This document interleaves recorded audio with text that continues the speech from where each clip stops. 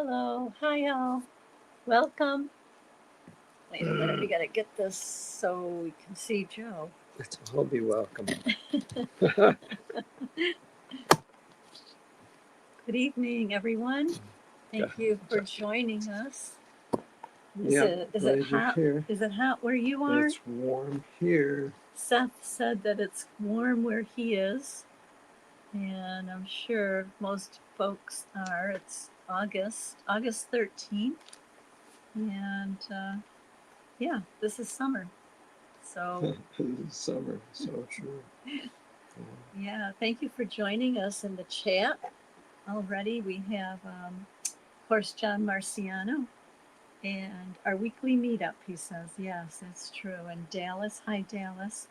And Willie B, Seth Coulter. Yep, he said they're all sticky at the Coulter home. And Sky Graham, hi Sky. Jay's a moderator. Thank you for helping, Jay. Thanks, Jay. Ruby Quinn is a moderator. And she says to please hit the like button on your way in. Okay, we'll do that. Thank you. Thank you for the reminder, Ruby.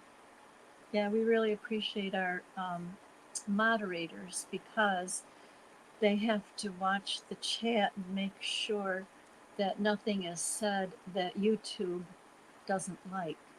It just makes it hard for everyone, man. Yeah. Don't take it personal. No, not personal. It's just, the rules of YouTube. So, yes, here we are. Yeah, we don't own it. We do not own it. So let's see. So tonight's theme is why all, no. That's the next one. The best religion. Yeah. The best religion. And we'll get into that a little later. Oh, yeah. Let's see. Shauna said that Thomas is backstage, but we're going to do the announcements and birthdays first. Okay. So we'll get right into that.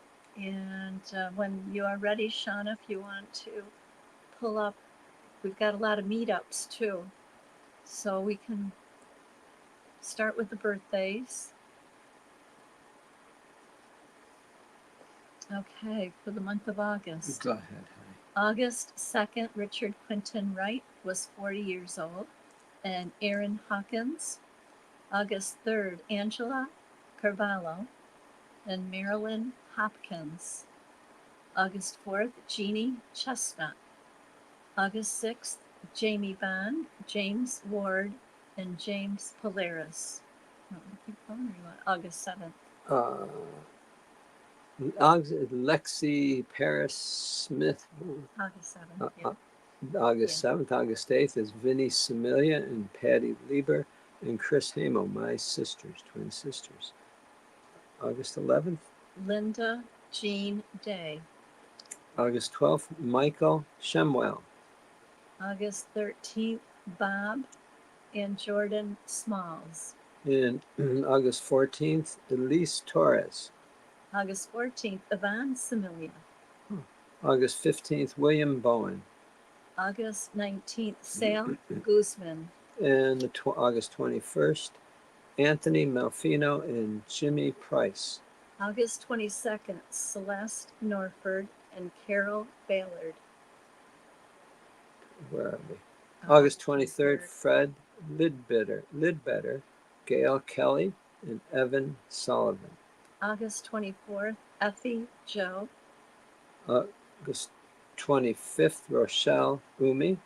August 26th, Marissa Gowan. August 27th, Halima Farnsworth. August 28th, Aaron Schoen. August 29th, Brooke Rays. And August 31st, Bray Lee Don. So if we missed any... Happy birthday. We have a birthday song. And if we missed any, please let us know in the comments.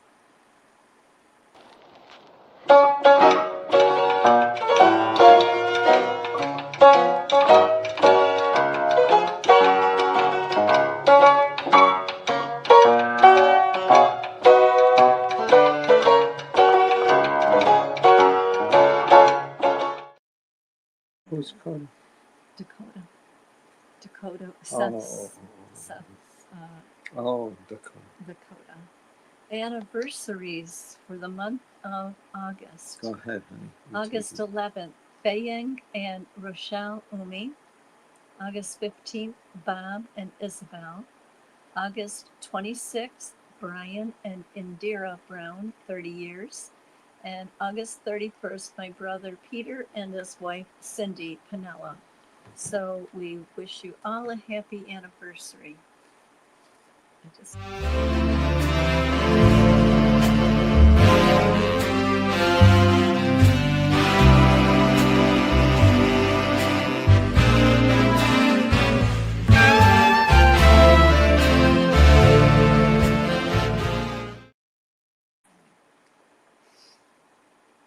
Okay, we also have a bunch of meetups. So let's see. We appreciate the friends using ExJWFriends. It's really growing. And we have August 16th coming up. Daytona Beach ExJW meetup at, from 12 o'clock p.m. to 3 o'clock p.m. And the details, if you tap on Daytona Beach ExJW meetup, gives you the details where they're meeting and what's happening. And that is going to be by a newly out ExJW. Let's see, August 20th, whoops, sorry. Okay, here we go. Daytona Beach. We will all get together to discuss our history with the board, to laugh, drink coffee, reminisce, give our favorite quotes, and find mutual support over and recovery. And they'll probably toast, I imagine. You can toast coffee. And that's Morgan. Morgan is newly out, and he is organizing this. So if anyone is in the Daytona Beach area, please support Morgan. He's really doing so well. August 22nd, this is a Liberati meetup. Tacos are the truth. New York City meetup from 7 p.m. to 9 p.m. And if you click on that, we'll get some details. It's August 22nd. If you're in the Brooklyn area, it's at the Randolph Beer, 82 Prospect Street, Brooklyn. And again, that is by the Liberati Group. And they always have a nice time. There's a map there if anyone needs a map. If you're going to be in the New York City area, please stop in and say hello. August 30th is going to be the North Carolina Asheville meetup. And that's going to be August 30th from 3 o'clock to 7 o'clock. We know Wild Wall is going to be there, and one of the new folks that has reached out to us is going to be there. Well, it's been a year since Hurricane Helene devastated western North Carolina and surrounding areas, and we are finally ready to get back to meetups. Please spread the word, just not door to door, please, LOL, and bring friends. This brew house was under over 20 feet of water. It seems a fitting place to restart meetup groups in the area. Nothing can stop us. Check out the menu and please reach out to me with any questions, RSVP. So all the information is there. Can't wait to see you there. And like I said, one of the new friends that just reached out to us got in touch with Wild Wall. They spoke for a couple hours, and they are going to be there. So we'll be waiting to hear how that turned out. Then we have September 7th an ExJW meetup in Frankfort, New York. That's where we live. It's on a Sunday, starting at 12 p.m. It's actually going to be at my brother's house, which is 704 South Frankfort Street in Frankfort, New York. We've sent out invitations, and even if you didn't get an invitation and you want to attend, just let me know. RSVP 315-221-0130. And please bring a dish to pass and put something in the dish or drinks. And we're looking forward to that. Okay, and then last but not least is September 26th. We've been advertising this for a long time, so we hope they have a good turnout. September 26th, starting at 6 p.m., and also the next day, September 27th, starting at 12 a.m. It's going to be the Las Vegas ExJW meetup. And it says, join me, my brothers and sisters, for a weekend in Las Vegas. And they're going to be at the beer house for drinks and dinner, live music. The address is 3790 South Las Vegas Boulevard, Las Vegas, Nevada. And then the next day, Saturday,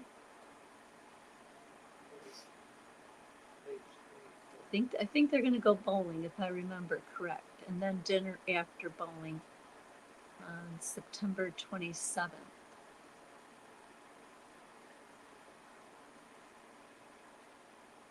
Okay, so yeah, just click on that. There we are. Yep, Friday will be Saturday, bowling at Velocity Sports, and the address is there. So dinner after bowling.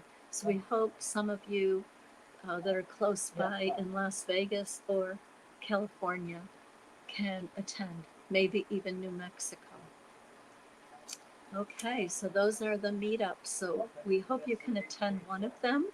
And if not, we're doing an online meetup, like John Marciano said right now. This is our meetup every week on Wednesday. Okay, we have a Discovering a Supportive Community. ExJWFriends. The second page, we have our counselors, live coaches that are available if you want to talk. Friends, therapists, and life coaches. And you can go on there and get to know them and see who you might be comfortable reaching out to. And we always have room for more, so please let anyone know that if you know of a life coach. Now, these life coaches and counselors were all Jehovah's Witnesses.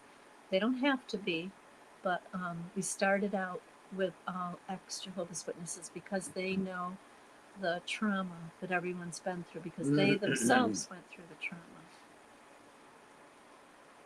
Okay, and we still have the GoFundMe for Burn.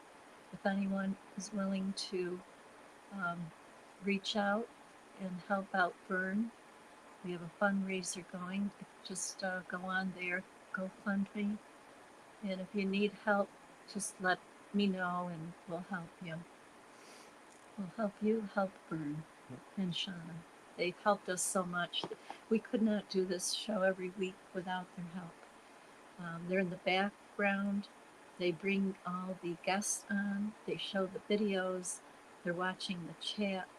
So we really, truly appreciate it. And they have a life of their own, too. So we appreciate what they do. Yes.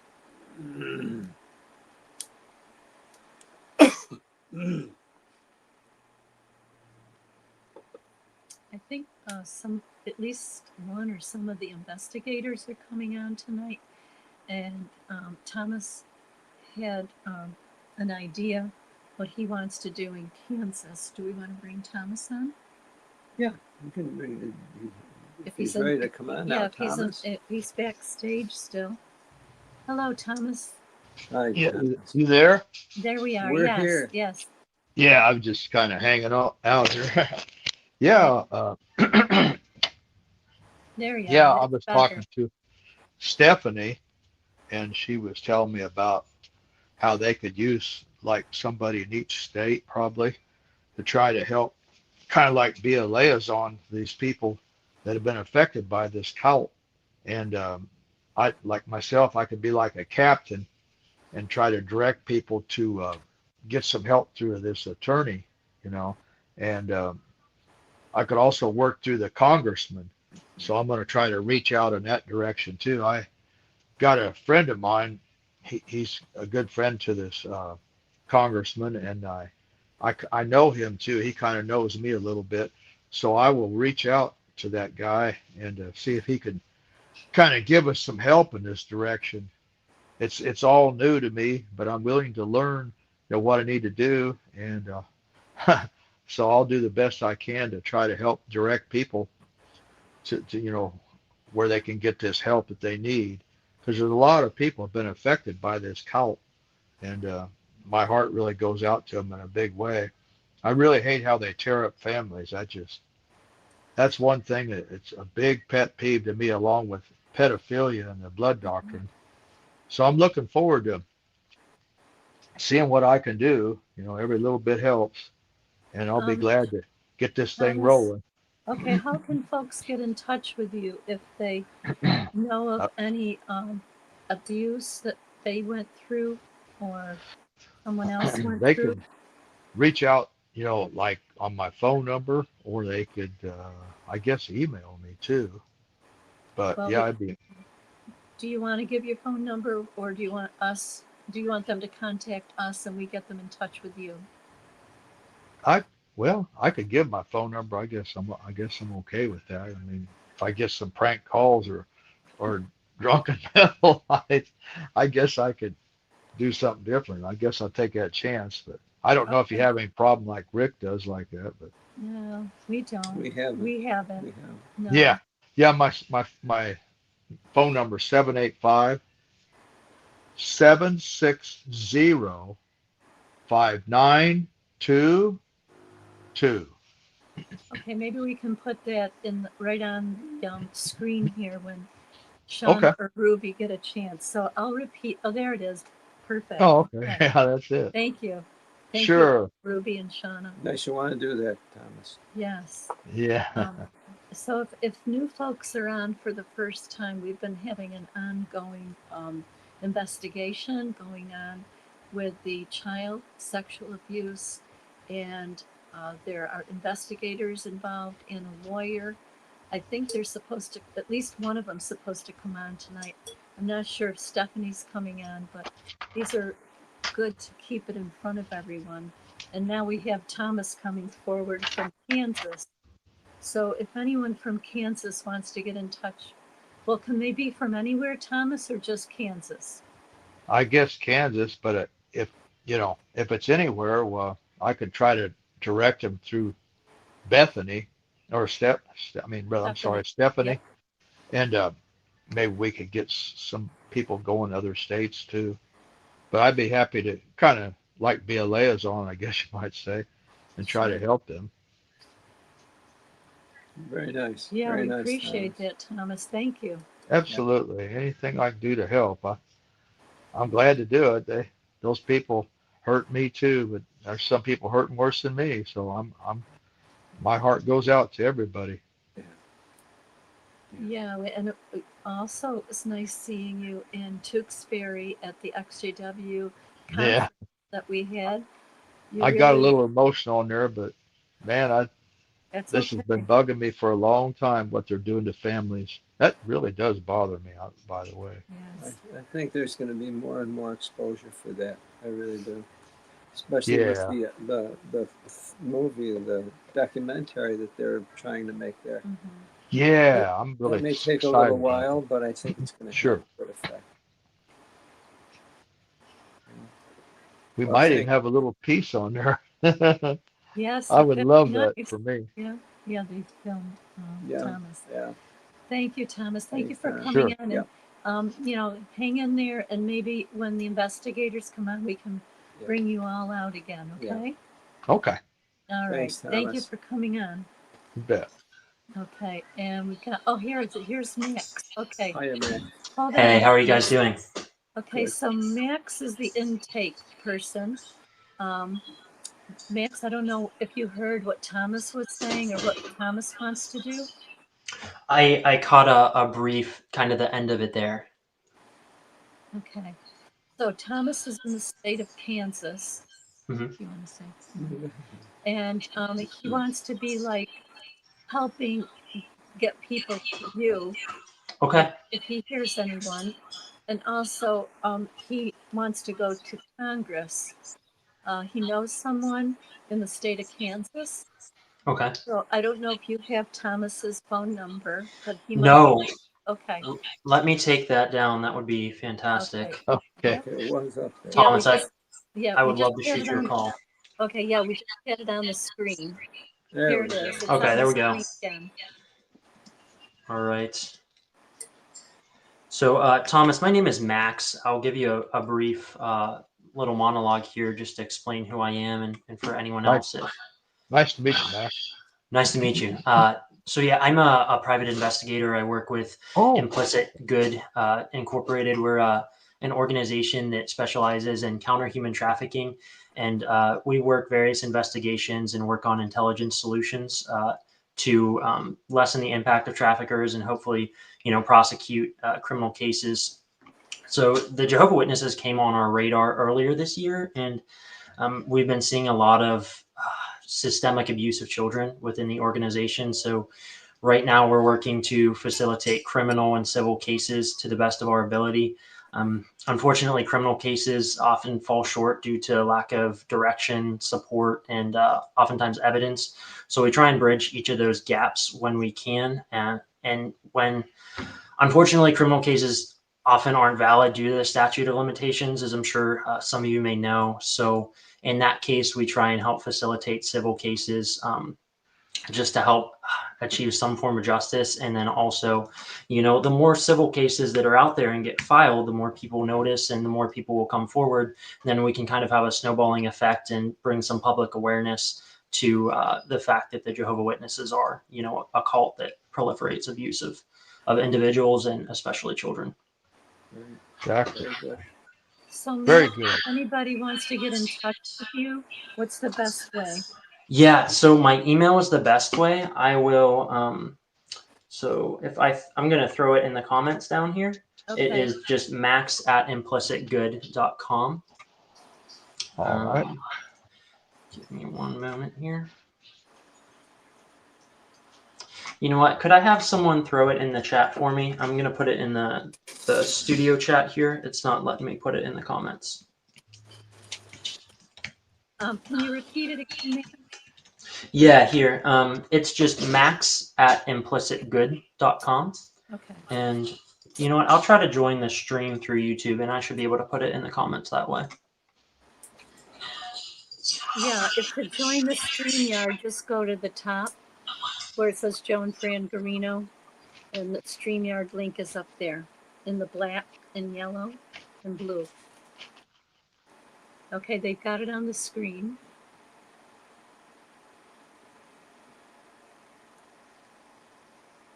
Yes, so Max was with us in Tewksbury, Massachusetts for the 3-day conference, and he was talking to a lot of folks. So since you've been doing this with the ExJWs, how is it going? It's going well. We're pretty happy with the pace. We've seen a pretty good response, and we're not, we haven't been doing this for very long. We're by no means professionals on the Jehovah's Witness community, so we appreciate we've been shown a lot of patience so far, and we appreciate that, and we appreciate people helping us, understand better the ways that abuse is systemically, proliferated and encouraged within the community. But overall, we're happy with where our investigations are at, and we're happy with the amount of ex-Jehovah's Witnesses we've been able to help file. We've gotten some criminal cases moving. There's still, criminal goes very slowly, so we're still in the early stages, but we have been able to get a decent amount of civil cases moving as well, and we're very happy about that. And Max, is there anything you could do about the terrible shunning? I mean, our family's the closest thing we have next to God. I mean, it's not right for people to step on our human rights. Is there anything at all? I mean, I know it's tough. Right. It is difficult. Fortunately, you can file a civil case for something called targeted emotional duress, and take everything I say with a grain of salt. I'm a private investigator. I'm not a lawyer, but I got you. we can pursue that avenue, especially when, people were conditioned to this very secluded environment as a child, and they grow up and this is all they know, and then they're disfellowshipped and shunned, and they have no one else at all. So Right. that is an avenue we can pursue. It is kind of a case-by-case basis, so I Sure. normally have to evaluate that before I send it to our legal team, but Right. yeah, there is something to be done about it. Thank you. Thank you so much for your work, Max. Maybe we can invite in Matthew. How are you? Joe and Fran, thank you very much for inviting me in. I'm fascinated by what Max is doing there. May I ask a question of Max just to find out about how far his reach can go? Yeah, absolutely. Thank you very much. Joe and Fran, I look to you as the chair so that I can just streamline things properly. Max, how far is your reach? Is it international? Is it getting to that stage? So that's our intention. It's obviously tricky. We're partnered with law firms here in the United States. So in order for our reach to extend to, say, Australia, for example, I'm familiar with a few cases down there that we would like to work on and would like to assist in. We're still working on getting set up with a legal entity down there to proceed on that front. Thank you, Max. So if I can go into the next question, you've mentioned statute of limitations, which is the kind of the blocker on a lot of these things, because as soon as an incident does happen, you're on the clock, isn't it? So it's a matter of fighting that sort of time, and also how a person's memory is kind of precious, or it can start degrading if too much time goes by.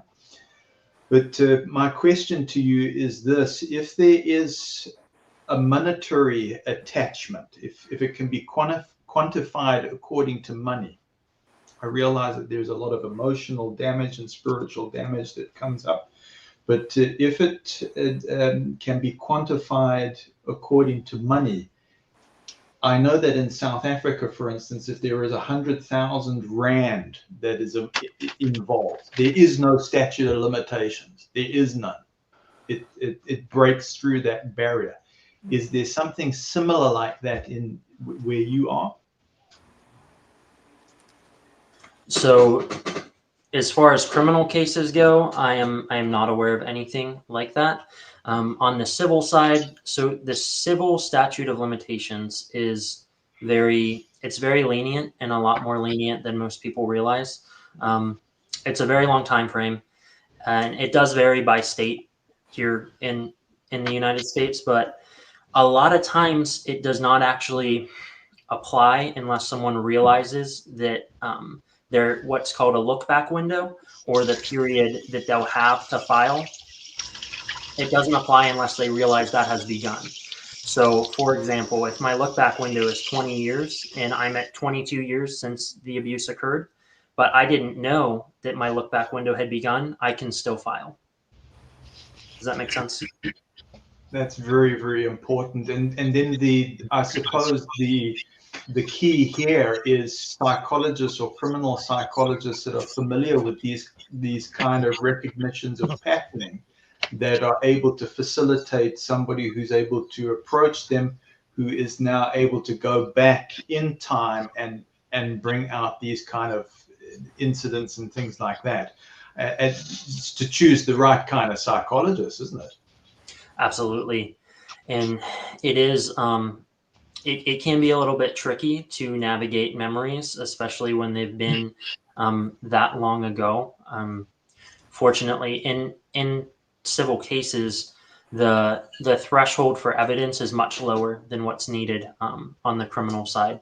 So really, in criminal or in civil court, you really just need to convince your jury, or have a probability that something did happen, a positive probability. So, there's a 60% chance this happened. You don't have to prove that it happened beyond a shadow of a doubt, like criminal court. Wow. 60%. Max, I hope I'm not burning your brain too much, because I think your work is very, very heavy. There's a lot involved. But if I drop a name like Dr. Hassan, for instance, who's very familiar with that, I also think about somebody like Dr. Deborah Lynn Katz, who's also very familiar. How accessible are these persons for working through these cases? Because there's not a lot of persons who are able to identify the patterning. I think that's been slipping through Okay. a lot of these cases. Yeah. I honestly would like to become a little bit more aware of better, if you have any psychologists that you would recommend, that would be fantastic. I don't know that we don't have a specific, we send everyone to this person or anything like that. So if you have recommendations, I would be more than happy to look into that and pursue a potential partnership. Well, Max, if you want to reach out to me, that's my name. Okay. And you can just go at Gmail and just put Max implicit, and then I'll know who you are. Okay. So you can feel free to reach out to me, and all I'll do is I will just give you the list of psychologists that I've been able to be in contact with, and criminologists that recognize this thing. And what's so great about that is you don't have to explain yourself so much. They very quick on the ball, and you don't have to start getting into too much complication, which is an enormous help. Yeah. The other thing I wanted to mention before it just slips my mind, this, I'm sorry, I'm going to stop there. I'm going to stop there. Joe and Fran, thank you very much. If I can just regroup my mind, because there's so much that's involved. Do you mind if I just stay present, just in the background? No, Yes, thank please you. do. Yeah, no, thank Please you do, for your Matthew. contribution, Matthew. Yeah, good question. Max, are you going to be around for a while on the show? I can stick around for a bit. I don't want to take too much of your time here, but yeah, I can stick around for a bit here. I'm going to shoot you an email right now as well. All right. Well, thank you very much. And Max, thank you for the work that you are going in on. It's enormous, because it's not just Jehovah's Witnesses. You find that as you pull on a thread, it gets into so many things. And it even starts getting very weird and very strange. That's why I think those psychologists are very good, because they deal with that. They can start peeling away what's strange, and they can start getting into patterns of criminology, Okay. which can become extremely dangerous, because they will seek out a religion like Jehovah's Witnesses, where there haven't been the checks and balances that are in place that should actually be there. Yeah. And I think that's the vulnerability aspect. It's not just a matter of being shunned if you're a whistleblower. That's what it is. I wanted to ask you, how many whistleblower situations have you come across, or are you starting to see, where there's somebody who's wanting to actually practice the faith? They haven't necessarily tackled something like doctrine, but they've noticed that you've got something like a clique or an elders arrangement that has I want to say, used a hazing tactic. I think a hazing tactic to say, well, you're part of our club, you're just as guilty as we are, and we're going to facilitate that. And now you have well-meaning persons who are saying, no, we're right with our faith and the doctrine. That's not what we are pointing out. We're pointing out that there's a crime that's occurred. And then the religion uses its tribunal process to lock that person out. Right. I don't know if I'm being clear. Yeah, no, we have seen a good bit of that. I've been in contact with several individuals who, they didn't want to leave the religion, but they weren't okay with watching, pedophilia thrive within their congregation.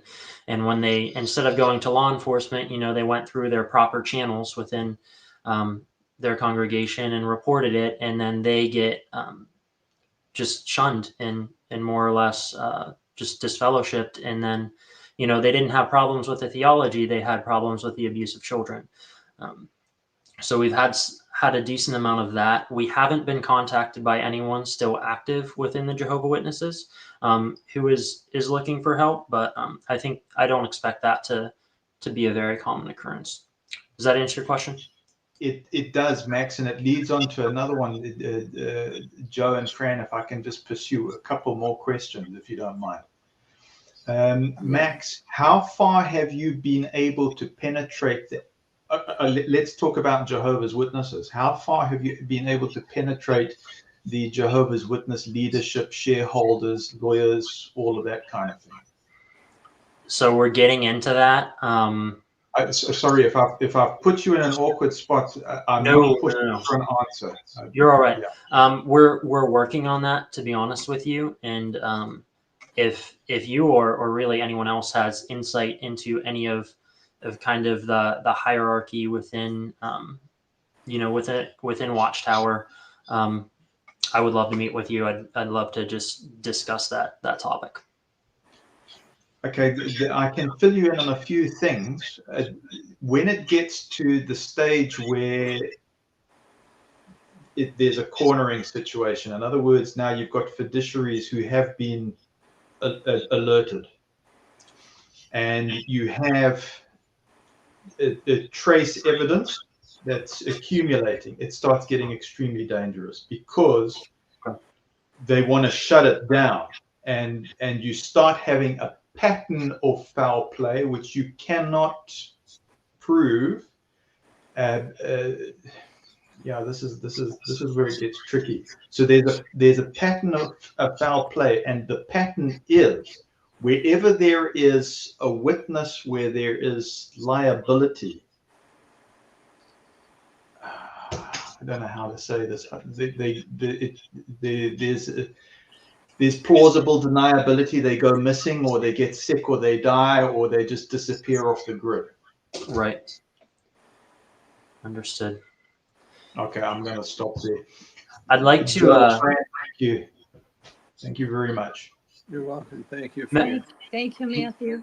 Matthew, it's very good to meet you. I'd like to connect over a Zoom call or something like that if you have any Max, availability. thank you very much for taking the heat there, and also myself, my nerves are. Even though I've been doing this for so many years, I've never quite come out of it. So even engaging like this is quite difficult. I appreciate all your efforts and input. All of it is really helped push things forward.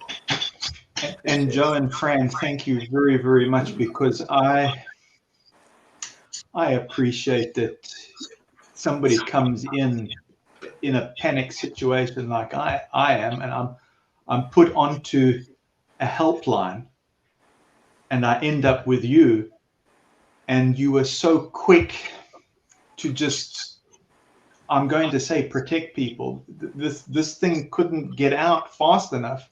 I agree. And it, Joe and Fran, it was years. There was so much warning that was in there. Wow. And I just realized we can't, sorry, I'm going to say for myself, I can't wait. I personally cannot wait, because it's just creating this crisis that's renewing the trauma. I want to chase out the wolf that's in the midst, that's harming people, and I can't wait. Yeah, I truly believe it's in the process. I really believe there's so much going on that we don't see. I really believe that. But thank you very, very much for taking in an unknown quantity like myself, because I think you put yourselves at risk. I know you used your network. Whoever's in the network, I'm very, very grateful for what has been done, and thank you both. You're welcome. Thank I you, appreciate Matthew. your input, Matthew, and everyone's. Thank you, Thomas. Thank you all, Thomas. And Matt. Yes, we appreciate it. You can hang in there. We've got a Yep. video? Video, yeah. Yeah, this has something to do Yeah. about what, go ahead, honey. Yeah, it's a topic that is on people's minds. It has to do with the background of the people that have come in, religion, where this isn't a religious program, but the topic is religion sometimes, and just deeper thinking about the matter. And this helps Yeah. for deeper thinking, this one video. And I'm sure you're all familiar with Jordan Maxwell. He passed away several years ago, but his work that he did is just amazing. And we usually show some of his videos. So if you want to listen, we'd love to have you come back and get your input. Yeah. And if you have to step away, we understand. We'll be Thomas, here. it looks like you're ready to go out. Yeah, you're muted, Thomas. You just have to unmute yourself. Yeah, I got an appointment I got to go to. Okay, well, thank Well, you for thank you for coming coming on, on. and Yeah, I really I enjoyed know this you'll be very, in very touch much. with Max. Appreciate that. Okay. Love you, Thomas. Thank Well, you. thank you Likewise all. to all of you. You bet. Thanks, Max, and everybody. Yes, Yeah. thank you, Max, and thank you, Matthew. Yeah, so if we can move on now with The video. the video, if who's in the background? Is it Ruby. Oh, Ruby? Ruby, do you have the video? Or I can send it to you if you don't. Yes, you can try and send it to me because I think Shauna's having some weather issues and it just Yeah. started Yes, storming that's really what bad she in my said. area as well. So I'm Oh, gonna try boy. to play it for you guys. Okay. But send it to me on Discord. Okay, yes, I will. I got it right Okay. here. Copy, sending it to Discord. Right here. And send it to Ruby and paste. Okay, you should get it. This shatters religious history. What religion really teaches, but will never say out loud. Is that the one? Uh-huh. Yeah, that's the one I sent her. Okay. Is that the original one? That was the one we watched Okay. today.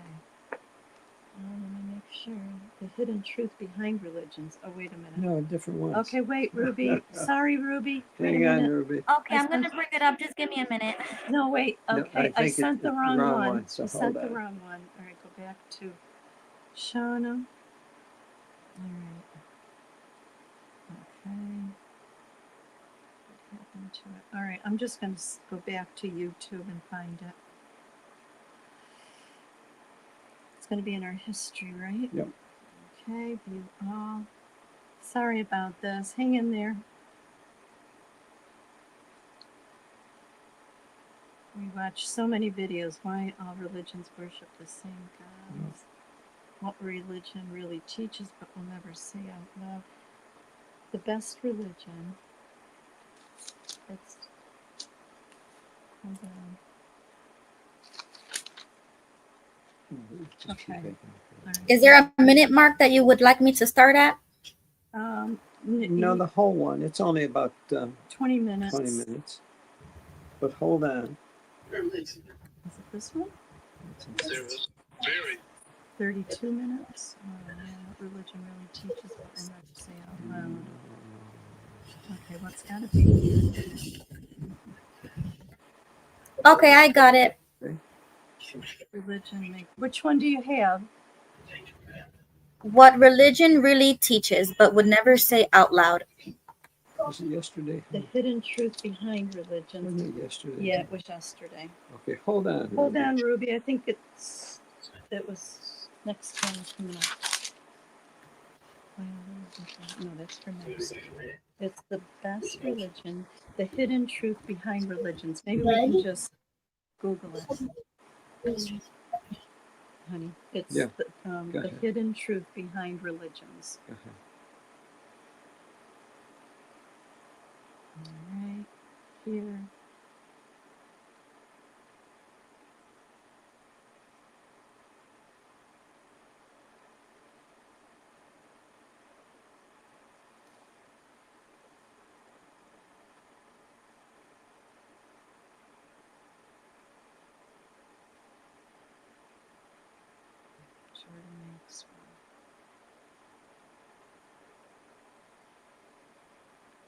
Sorry. Search.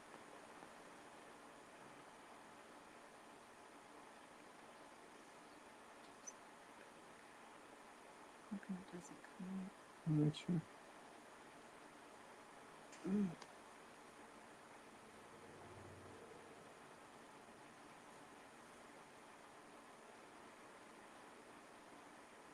out of here. And go to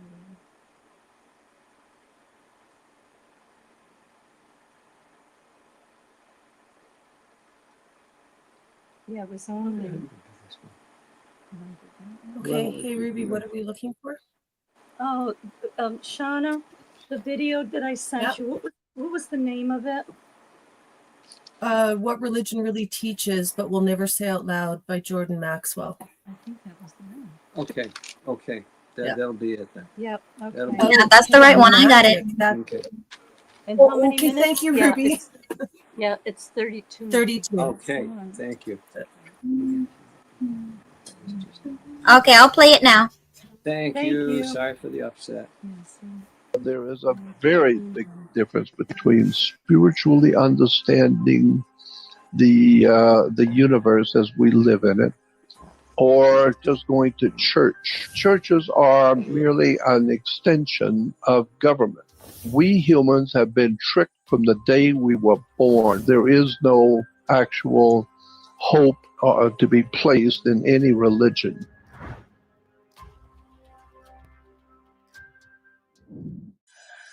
And so I am of the opinion that that there is, in point of fact, what people have imagined as God, some sort of an all-encompassing divine principle or force in the universe, which is highly, extraordinarily intelligent, very wise, and very powerful, and can supersede any of man's plans. It is the ultimate power in the universe, some sort of an unseen power that men over the centuries have called God. With that idea and that concept in mind, I don't have any problem with God at all. I totally believe that there is a higher power to which mankind is subservient. And so there's no problem with my belief in God. But the more I understood and studied theology and religion, the more I became aware, as you would also if you spent years doing it, that there is a very big difference between spiritually understanding the universe as we live in it, or just going to church, which churches are governments. And churches, like governments, are corporations. They're companies. And as all corporations operate, they need money. And so churches are merely an extension of government. And if you go back into the ancient and prehistoric world, I would say go back 7,000 to 6,000 years ago, into the ancient world, you will find that the kings and rulers and warlords of the ancient peoples were also the gods who control those people. So the leaders of the nations were also the high priests that that talk to God. We even have presidents today who say they talk to the Lord. They talk to the Lord. Well, this is what has been happening for thousands of years. The political leaders want to be in the position to lead the people into a divine relationship. Well, I understand it. I've looked at it for some 59 years, and I understand that there is no actual hope to be placed in any religion, Judaism, Christianity, or Islam. All three are man-made corporations, institutions that are being put together, organized, directed, and financed by secret societies and occult orders in the world that most people are not even aware of. You need to start thinking for yourself in a spiritual understanding of your life and who you are. It again goes back to the fact that religions are man-made. And since men have come together and formed their understanding of how to control people and how to cut off your territory so that you own certain territories on the earth. And so a religion, because mankind has encoded in the human being, it's almost hardwired in us to want to look forward to a higher power to help us and to guide us. I mean, we start off as babies, and that's what a baby does. It looks to his parents to feed him and to take care of him and change his diapers. And then as he gets older, 4 and 5 and 6 years old, he becomes very dependent on the parent for food and for taking care of him. And so by the time he reaches the ripe old age of in his teens, he realizes that he requires somebody to be there for him, his parents, and government, the police, or something, because he requires that as a human. While animals, when they are born, instinctively come out to life knowing exactly what not to do and what to do and how to do it, and that's the way they take care of themselves. And the parents look over them the best they can, but the baby is pretty well programmed already. We call it instinctive reaction. So instinctive reaction in humans is that we look to dad to take care of us. We look to mother to feed us and take care of us and nurture us. So therefore, government, in point of fact, there is a law in the United States. I don't know exactly how to spell it, but it's pronounced parent patriae. It's an actual federal law, parent patriae. And you look it up in the dictionary or in the law book, and it will tell you the law says in America that the government of the United States is your parent. It actually owns your body. It owns your soul. And it owns you.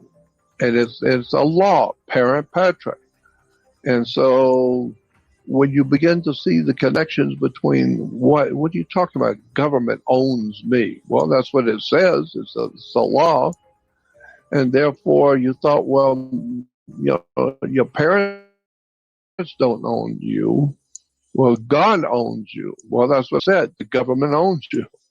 And so, when you look at all of these ideas and concepts like I did when I was a kid, and I used to ask questions, and I also always wanted to debate and question the religious leaders and the church leaders that I would go and visit. I would ask if I could ask questions in classes, and they would tell me, no, we're not interested in debating anything. If you wish to accept our religion and come to our church, fine, you're welcome. But we're not interested to debate anything with you, period. So that's the name of that tune. Well, I was so anxious to talk with somebody to debate and discuss, my findings. As a kid, I was doing a lot of research on religion. And so now that I have finally, after all these years of talking and doing the best I can to be heard by the public, and doing radio for over 40 years and traveling around the world and doing lectures on theology and religion, now I get people in churches and religious people calling and asking me if I would like to debate in the church some of my findings. To which I try and be polite and say, I don't debate anybody on any subject at any time, period, end of sentence. Don't bother to even call me. I came to you as I was a kid, and I was honestly wanting to understand, and I honestly wanted to discuss my findings and do what you call debating.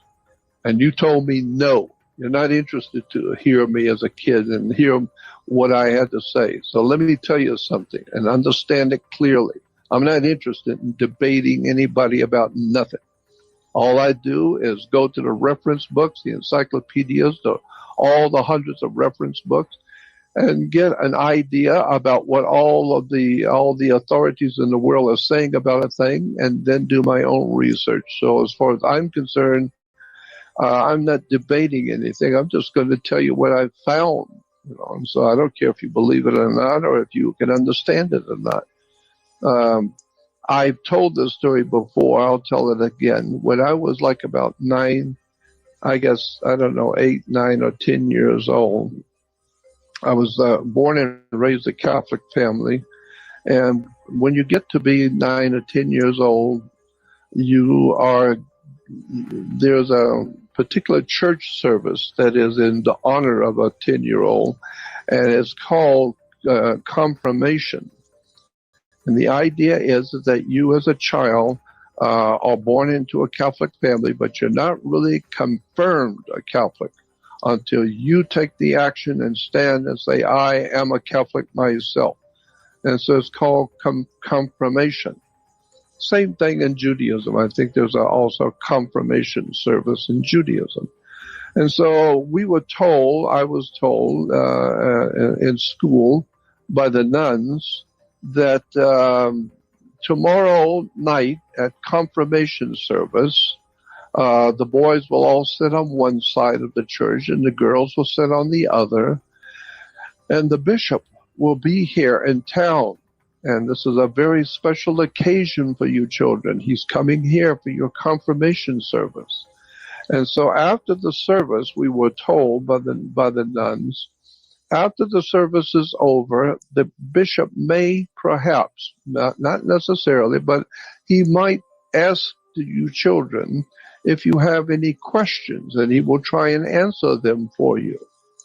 Now, if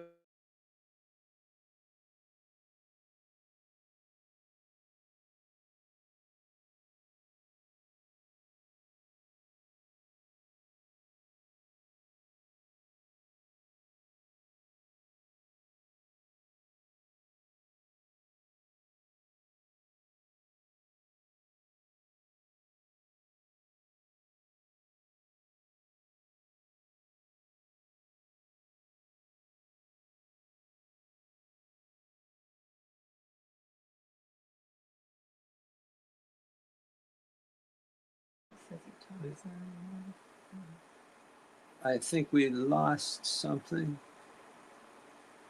I don't know if anyone else is there that can hear. Fran and Joe, can I chip in? Would it be a good opportunity? Please. So Jordan Maxwell, how well respected is his information in this particular community? Is he no idea. Well accepted? I really don't know. I truly don't know. We've shown his videos before. I don't know, maybe those in the chat can, say what they feel about it. From what I understand, he was apparently raised Catholic. He also was a witness. At one point. But then he left. So if we discuss some of those concepts, it's not going to offend audience. Oh, I don't know. It may offend someone, but we're not too worried about that. So let me put it this way to respect everybody. Whatever I say then, let's take it academically. It's thesis, antithesis for synthesis. In other words, please challenge it with healthy skepticism. Yeah, no, we're open. Is that respectful enough? Yeah, we're open to discussion. Okay, so I'm not an authority. I'm not, it's please challenge it by all means. But this has been the experience or the pattern that I have noticed, and I'd like to put it out there. High control religions generally often operate like signal jammers. So the natural human mind, let me put it this way. You have an argument with your wife and you're on the other side of the planet. You're going to feel that argument. You can't get away from it until you apologize and you bridge the gap. Here's another one. You're sitting in a room and somebody's staring at you from behind, and you have, natural gaze detection or primal gaze detection. And you go, well, what is that? Because how did I subtly recognize that? Yeah. So one of the Gilead instructors that I was taught by, who was one of my mentors, many,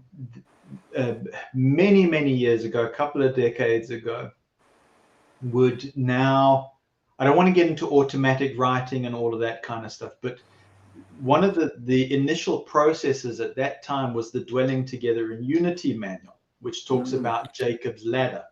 So not catches in the rye type of thing, but it would be used to awaken spiritual abilities, which we would say Christ amplifies. So the higher control religious system often operates like a signal jammer. It wants to control. I've just touched on some of our abilities there. And so if you want to call it psi potential or our extra potential or the ability to use the imaginative process, our intuition, it blocks that.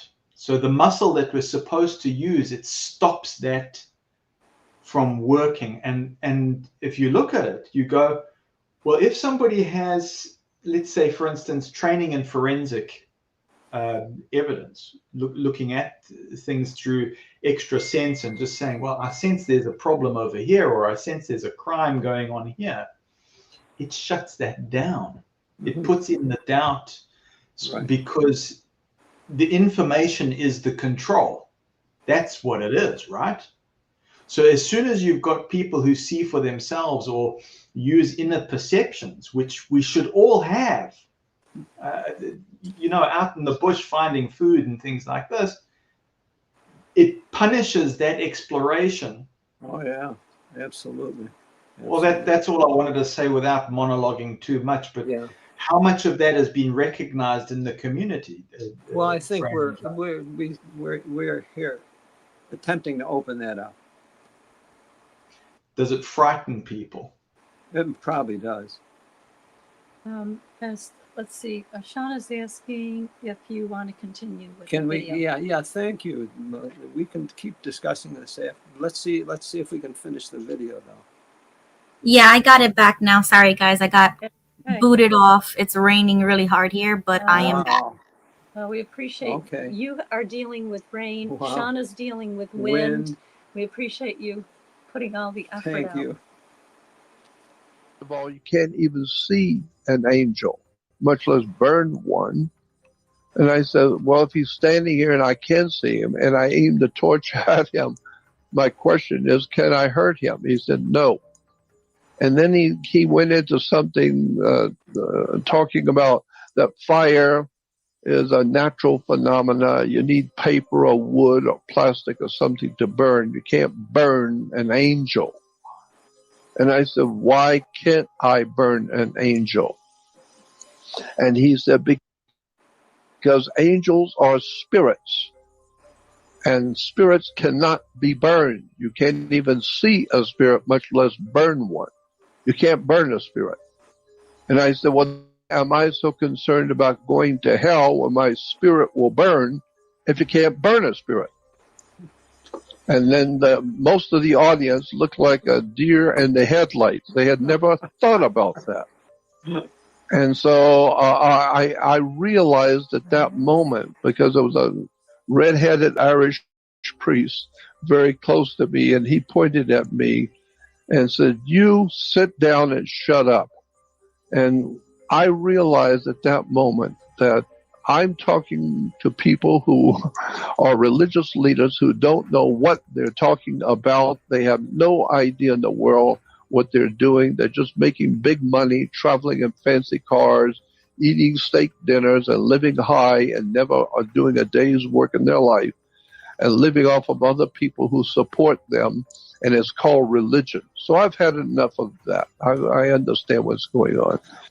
Well, and so I began my journey by myself and on my own, and I found that the one thing, people like, as humans, we all like to have the best of everything. If you're going to get a car, you want the best that you can find. If you're going to A restaurant, you want to eat the best you can. If you buying clothes, you want to get the best that you can. So we humans like to have the best. We don't want to knowingly take a second or third rate if we don't have to. We want the best. And if you own a very expensive car that breaks down, you don't want just somebody who knows something about cars. You want the best. You get the top of the line mechanic. If it's an expensive car, you want the best. But the one place that we have, all humans have pretty well decided we're not interested in having the best, and that is in theology. In religion, you're not interested in having the best. You're interested in what you're interested in. Your religion is what it is that, you are what it is you are, and you're not interested in having the best, because the best is someone who has studied the subject for some 59 years, somebody who has gone into all the intricacies of where these ideas and churches and belief systems have all come from, and what the priesthoods mean, and what the words and the terms and the symbols mean. That would be somebody you would want to talk to before you go into court. Somebody, before you go in and join a religion, you might want to talk to somebody who's studied it for many, many years. But most people are not interested in doing that. They just get hooked into they're either born into it, and of course that's the most important thing in a human's life. It depends on where you were born as to what you believe. If you were born in China, then you would have Chinese culture in your bloodline, in your family, and you'd have the Chinese ideas and thinking. And it would not be something different or strange to you. This is who you are. You're Chinese, and you're born into a Chinese community. Unless, of course, you were black and born into a black community in Africa. You would have your own concepts and ideas that are part of the culture of your people. Unless, of course, you were born in Russia or Hawaii or Alaska or wherever. It just depends on where you were born and what culture you were born into and what they believe, and that's who you are today. Does that mean that what you believe is true? No, that just means that's who you are. And therefore, my idea is it doesn't matter who you are and where you were born. Why don't you go back to school and learn how to read and then think and become very critical in your intellectual understanding of where things come from? Why do we have banks? Why do we have police departments? Why do we have to get a degree from a university before you can be a minister and talk about Jesus? You have to have a degree. You got to get the imprimatur of Caesar on you, and you have to have a diploma, and you have to graduate, which comes from two words, gradually, indoctrinate. And so why do you have to submit yourself to all of this man-made governmental, religious systems in order to operate? I mean, did Jesus go to the college? I mean, did the 12 apostles go to the university to get a degree so they could preach? And so you begin to ask questions, and the more questions you ask, the more obvious it becomes that we humans have been tricked from the day we were born. We came into a world that was already nailed down, chiseled in concrete, and already decided. So you need to go along to get along. You need to be in compliance with the powers that be. And therefore, you're not born free like an animal. You're born free. No, you're not born free. You're born into a man-made system. And you either go along to get along or you don't get a job. You go to school so you can get a diploma, and therefore you go to college, and now you get a work permit that lets you go out and earn it and get a job. Unless, of course, you're thinking for yourself and you don't have a diploma and a work permit. So I learned a long time ago, the entire world today on the earth is being guided by demonic depravity, lies, deception, and all humans want to be free. We're born free, but we're immediately sucked into some system, and then before you know it, that's who you are, and you don't ever change, and you don't ever question why it is you believe what you do. And so you're just a part of the problem now, one more of the 7.5 billion people on the earth with an IQ of 40, having no idea in the world what it is you are doing, where you've been, where you're going, and when you die, where you're going to leave to. So I've just decided a long time ago when I was a kid to start doing my own thinking. And the more I began to look into the whole world of theology, it began to become very clear to me that you need to go back and do your homework. You need to stand up on your own and by yourself and do your own research and begin to formulate your own ideas for yourself. And don't accept any man-made organizations' ideas, because one day when you wake up and find out whatever it is, whatever church you have put yourself into, whatever religious belief you have accepted, and then you find out that it was a lie, it was not true at all, it was man-made, then what are you going to do? Wait till you're almost ready to leave this world, and then you begin to think about, where am I going? What have I done with my life? Nothing.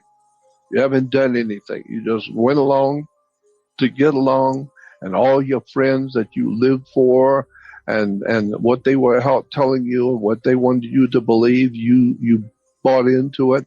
And now that they're all dead and gone, and you're in the old folks' home at 90 years old, you don't know what's going on. You have no idea what the religion was all about, what government was all about. As a matter of fact, you didn't know anything. You just drank a lot of beer and shot a lot of dope and watched a lot of sitcoms, but your whole life was worthless, period. And this is something I'm not interested in. I want to know. When you go to church, they ask you, are you a believer? Or how long have you been a believer? This is what in churches they ask you, if you're a believer. I say, no, I'm not a believer. I want to know. Like government. Government doesn't care to be a believer. Government has CIA, NSA, and about 15 other underworld criminal organizations that watch everything you do. So they don't want to believe you're okay. They want to damn well know who you are.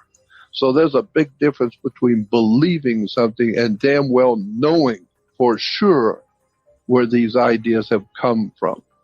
And this is what I do. I question authority. I question the whole idea of royalty, people who are royal, who drive around in limos and gold chariots and flip their cigarettes out on you and your children, and they live in luxury while you are trying to stay alive. This is insanity. The insanity of royalty, the insanity of holy men and holy righteous people. So I've had enough of all of it. Then I began to look intellectually and spiritually into anything of real value in Christianity. And I discovered that there's a hidden message. There's a hidden message in Christianity. It's a metaphor. And therefore I am totally convinced that for today, that Jesus as a man never existed.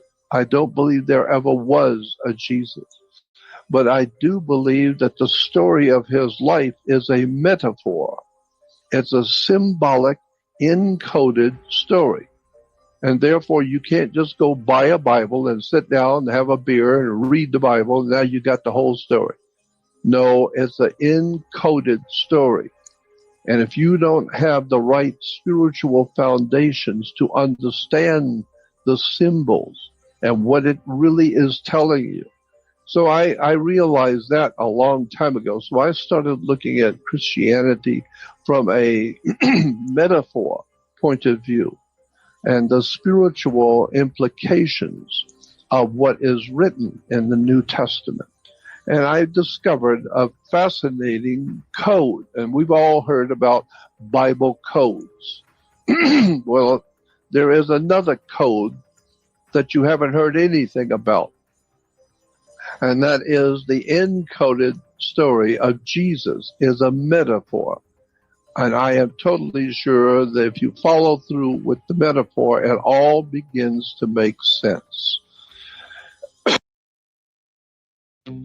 Think of all the places that could expose you to identity. Excuse me. And so that's what I have done. I have been looking at this subject of Christianity and the life of Jesus as an encoded story. And here is where it gets interesting. When you understand and when you look at the Bible story of the New Testament, not as history, it's not history at all. It's a story cleverly, brilliantly put together by minds that were being used by preternatural forces, people who were connected to the spirit world, like secret societies and occult orders that know things that you don't know, like George Carlin said. Those kind of people are in a big club and you ain't in it. But once you see how the priests and the higher ups in religion have given themselves over to spirit demons and spirit powers, and the spirits begin to talk to them and lead them to write scriptures. That's what Hollywood does. They have screenwriters. They have writers that write the script. And that's what we call scribbling. We scribble a script, and then we give it to the actor, and he goes out, and we photograph him, saying what we told him to say. And we pay him a lot of money because he's very believable. He's an actor. So today, you look at the Bible story of Jesus, and you will see that it doesn't make much sense historically. But when you understand it as a metaphor, it really opens up a can of worms. So here are the keys to understanding what I am saying about Jesus. The key is, the bottom line on the New Testament is the oldest story that's ever been told. That's why there are even movies been made about the Bible story of Jesus called The Greatest Story Ever Told. Yes, it's the greatest story ever told because it's the only story. It's the obviously oldest story ever told. So it's the greatest story ever told. What are you talking about? The oldest story. The oldest story in the world is a war on the earth between light and darkness, period. It goes back tens of thousands of years to the ancient and prehistoric times of pre-Adamic man, into the ancient and prehistoric times of the world that we live in, tens of thousands of years ago, when mankind was not sophisticated. They didn't have new cars and beautiful homes. Mankind was very unsophisticated, like an animal. And so he had to live like an animal. And so he began to appreciate and understand the way the universe and the way our earth works. And so he began to create for himself ideas and to explain the world that he lived in. So the biggest problem has always been when it gets dark, mankind is afraid. That's when evil things happen, is at nighttime, especially tens of thousands of years ago, because at nighttime is when the animal predators come out and they're hungry. And you had better have built yourself a substantial house or a hut or something and stay inside because you are dinner to these animals. And so when the sun would come up in the morning, finally, ancient man would know, finally, the sun is coming up. Now we can see what's going on outside. And all the animals, the predator animals, they all go back in their holes and their dens, and they hide in there until nighttime comes again. So the bottom line for the ancient mankind was the sun comes up, it's man's world. He can see what he's doing. He has the energy from the sun to grow the flowers, to grow plants, and he can feed himself. He can work and see where he's going and what's going on. But when the sun goes down, you better go in and lock the door. The predator animals are coming out again. So there's always been on the earth a war between light and darkness. even today, there's a war going on today, and the Bible says, in the hearts of men. Some of us are totally in the dark, living our criminal lives. We have no idea in the world what's going on. We're just trying to live like an animal from one day to the next, making as much as you can. and then on the other hand, there are others people we call who are enlightened. They live in the light. They're educated, intelligent. They live good lives. They're good people. They help other people. So there's a war going on the earth between good and evil, between light and darkness. And that's the oldest story of the whole world. And so that's where Christianity begins. It begins with the encoded story that there's a war on the earth between the light and the darkness, between good and evil, between the highly intelligent and incredibly stupid. So if you're walking around in the dark, and then when somebody shows you something you've never heard before and explains something to you, you say, "Oh, it just dawned on me. Oh, yeah, I see what you mean. I see. What do you mean you see? You mean you understand?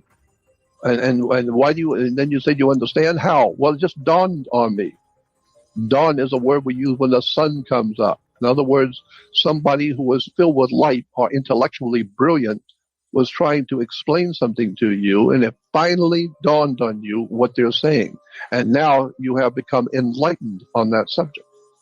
And that English itself is a designer language. It was designed purposely during the earliest Middle Ages to put a reference point to the English people so that you can understand certain things. It's a designer language. So we use words that were designed purposely for you to use, to deceive you, so that you think you understand something when you don't.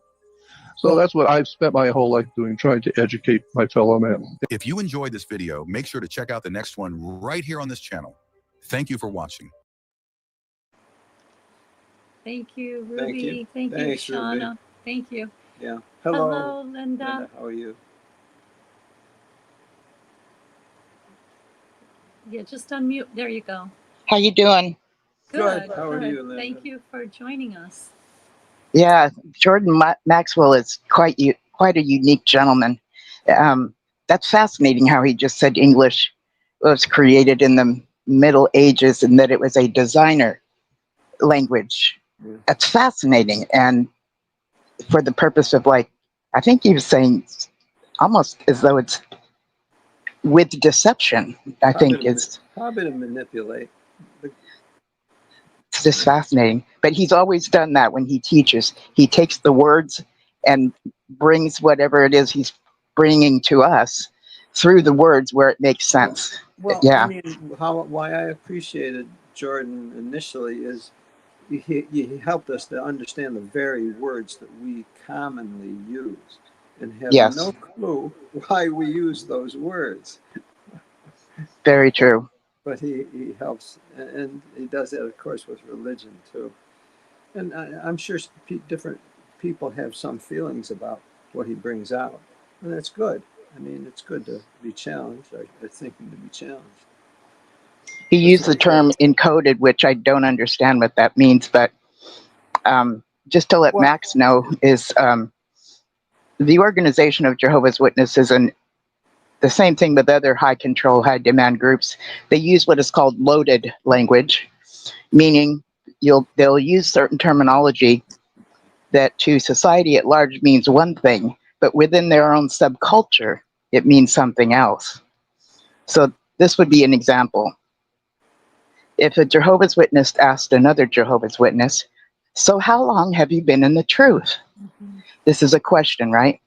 And in what that would mean in society at large is, how long have you been a baptized Jehovah's Witness? Because the truth is a coded word for being a member of Jehovah's Witnesses.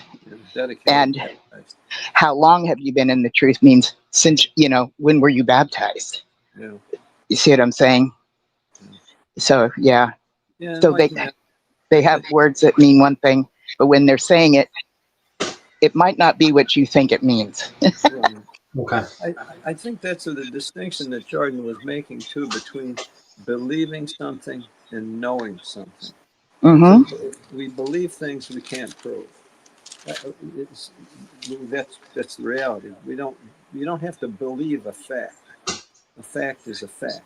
Yes. We usually believe things that we hold to be true, but we can't prove it as a fact. So do you believe that? Yeah, I believe it. I'll hold that one. I'll hold that one to be true. And we have freedom of religion, freedom of beliefs. So we can believe Jesus is Michael the Archangel, or we can believe Jesus is, possibly part of the Trinity. We get to have that choice in belief, Yeah, but believe that's different, anything. or can be different than, say some facts. I love what Jordan did when he was a kid. He's like, okay, so why can't an angel be burnt? Yeah, I don't know if everybody caught Help that. me out with this one. Oh, because it's a spirit. So how come I'm going to be burned in hell? It made too much sense. And the guy told him to shut up and sit down because he made too much sense. And when I was a kid, I was like, okay, so who was Jehovah using as his, because what we were taught is God's always had an organization, always has used an organization. Because he used Moses at one time, or these different people, and that was, he always used somebody to speak for him. So I said, after the disciples died out, or the apostles died out, and then when Charles Taze Russell started the organization, who was that, God's mouthpiece, the channel that God was using during that time? And my mom said, well, there was a great apostasy. I'm like, okay, so who was God using during that time? Because if there's always been an organization, there could still be a great apostasy happening over here, but he would still have an organization that he was always using.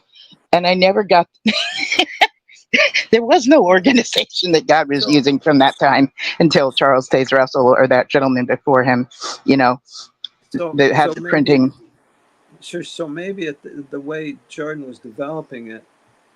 So what do you suppose would be the best religion?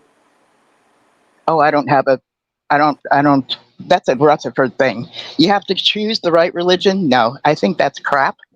And I think that it's important for us to have community, and we can choose what community works best for us, whether it's religion or bowling club or hanging out and doing karaoke. We need community.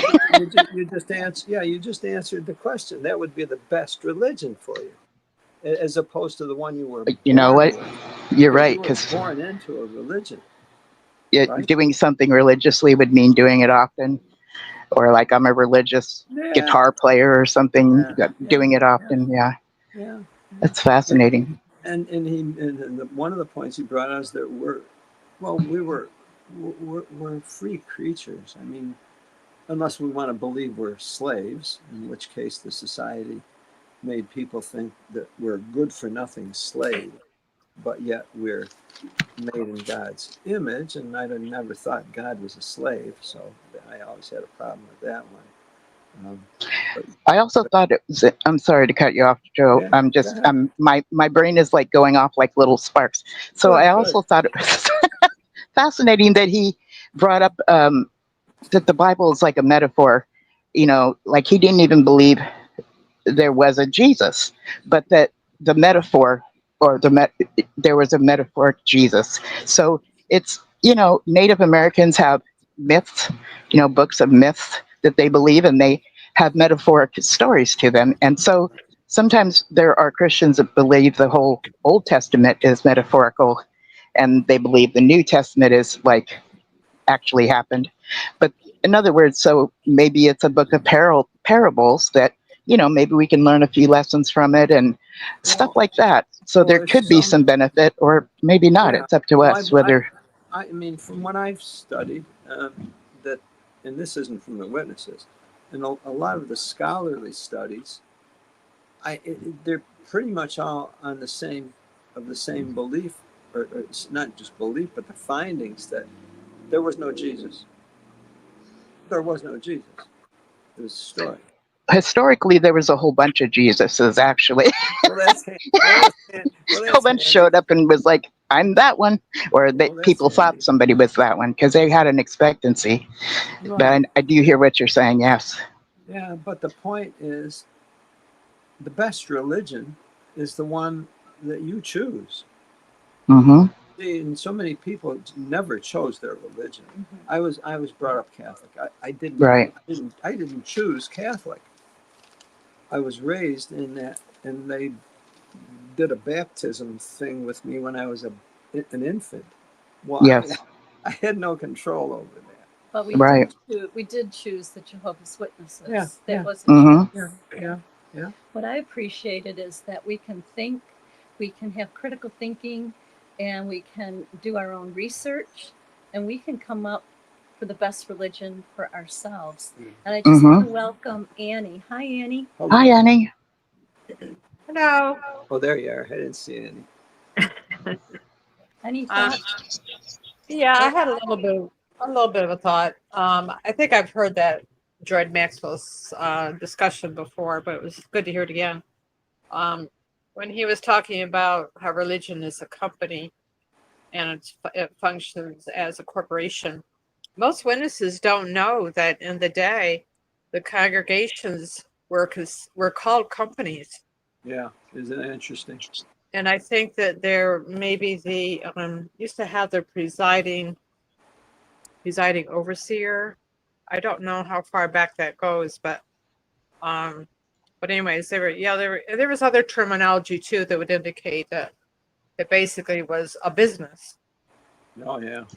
And as far as being owned by the government, that's offensive. But however, we all have a birth certificate that's issued to us, and we all have a social security number. Even new babies are given a social security number nowadays. When I was young, we are owned. Yeah. We are owned.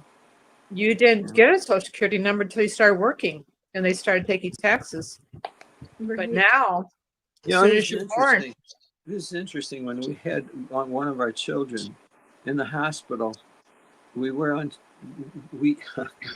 didn't settle on a name yet. They said, "Oh my goodness, you can't leave until you have a name."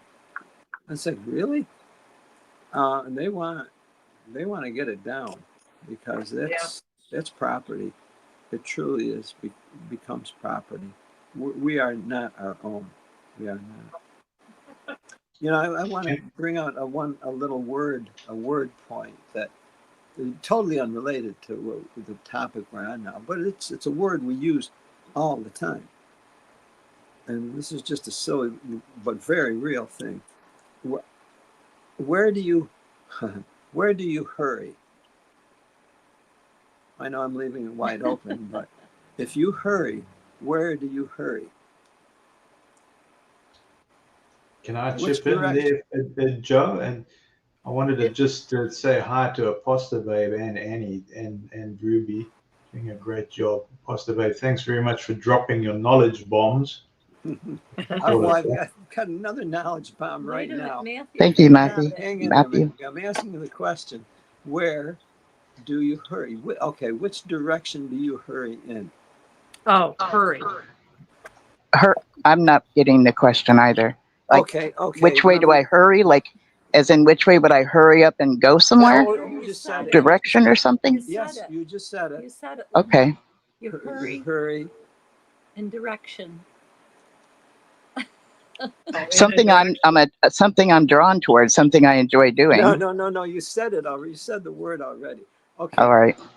How do you slow? You slow down. There you go. And so you hurry up. Oh, there it is. Slow down and hurry up. Why do you hurry up? I've never thought about that. That's a great question. And beyond that, why do you slow down? One stops you and one puts you in motion, right? Wow. That's fascinating. It goes way back. Hey, Joey, Fran, sorry to interrupt. I'll just answer the question real quick. Yeah, I'm sorry. Max has to leave shortly, so I want to let him say goodbye to everyone. Thank you, Max. Yeah, bye everyone. Thank you for having me. Can I just say a few things before you leave, Max? Do you have like 2 more minutes? I'm going to finish this point out before. Yes. Hang on, Linda. Hang on. We hurry up because the pendulum on your pendulum clock, when you raise the pendulum, it speeds the clock up. When you lower the pendulum, it slows the clock down. You hurry up and you slow down because of the clock. That's all. Go ahead. Oh, interesting. Okay. So, Max, what I wanted to do is just share a little bit of my wisdom and my observation on how the Watchtower Bible and Tract Society functions regarding in courts, and how, like some of their ways that I've discovered, and that is when they have followers and the followers are very loyal, they keep them around. And like Matthew was saying earlier, if they don't remain loyal, they basically get rid of them. Okay, so if somebody follows their own conscience and reports, CSA to the police, that person will be dismissed, and then there'll be a smear campaign, and it's not an easy road out. So, but once they get to court, and the lawyer tries to confirm that there is this thing called shunning, or that this elder followed the book that they have been taught to use, that has all of the rules in it, the organization denies that and says that the elders can use their own conscience. And the same thing with the follower, that they can use their own conscience as far as shunning. So that they have this denial about what is really going on as far as how they have indoctrinated their followers. And they have claimed to speak for God. So followers, when people might think it's really crazy that they just do what somebody says, they had to be gaslit to believe that that this group is speaking for God. They're not stupid, they're not dumb, they were simply deceived. And so there's that. I mean, back in the day, there was somebody named Patty Hearst. She was thrown in a closet, they beat the crap out of her, raped her over and over again, and she then joined this group in a bank robbery because of what would be called brainwashing or mind control or undue influence, okay? She was definitely persuaded. They even gave her another name, which is interesting because God gives Bible characters a different name at times when he takes them under their wings. But so she shows up and does this bank robbery, and there's this other lady that showed up to be a witness in court that said, listen, she was under duress and all this other stuff. But once the court asks them, were they able to physically get up and leave, which they could physically get up and leave, the courts don't acknowledge any form of mind control or brainwashing because they don't understand the oppression of the mind.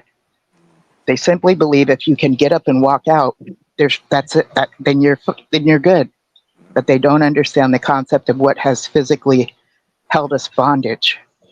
It's very similar to an abusive spouse and what the battered wife syndrome or battered spouse syndrome goes through. I just wanted to fill you in on those things. And that's what Jehovah's Witnesses are experiencing. Like our parents, they think of their religion as their parents, and they do what they're supposed to do. Otherwise, the reprimanding is horrifying. Yeah, powerful point. Yeah, Understood. thank you, Linda. Great point, Linda. Thanks for listening. Ruby put Max's information if anyone needs to get in touch with him. If you have any questions or you want to talk about your abuse with him, everything is confidential. So please do that. Thank you so much for that. And thank you for your time, everyone. I appreciate it. Thank you, Joe and Fran. I would just add, Max, to what Hasa Babe said real quick.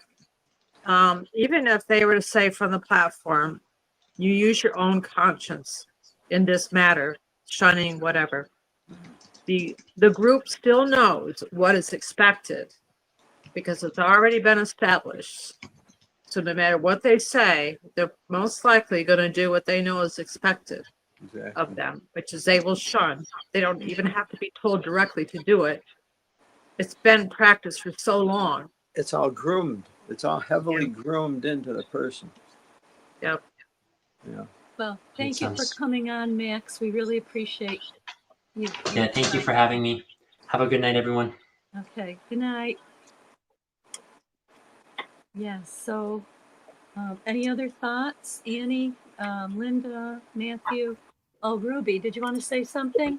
Oh, yes, just for everybody to also remember that Max is taking cases of abuse human trafficking, like he mentioned, but also targeted emotional duress. So that would be in cases of shunning. So most of us here that applies to us. So I'm gonna make a post on Discord with his information, because I know literally every single one of us has been targeted. So definitely, You are so right, Ruby. Yes, you're right. yeah, targeted emotional duress in the case of shunning. So if you were kicked out, or like he said, you wanted to be in the religion, but they kicked you out anyways because you found something out, or because of whatever reason it may be, that is targeted to us. So I just want to make that crystal clear, because I am definitely going to send an email, even though I have never been abused. Okay, I was only shunned, so I just want to put that out for everybody to remember. Thank you. Thank you, Ruby. Good point. Oh, Ruby, I'm sorry, just to interrupt everyone. I just had an announcement about Debbie Moore. She's really not doing well. She had a heart attack. This is her address. I'm sure she would really appreciate cards. It's so painful for her. Sometimes she can't even hold the phone. I think she's had 2 lung infections.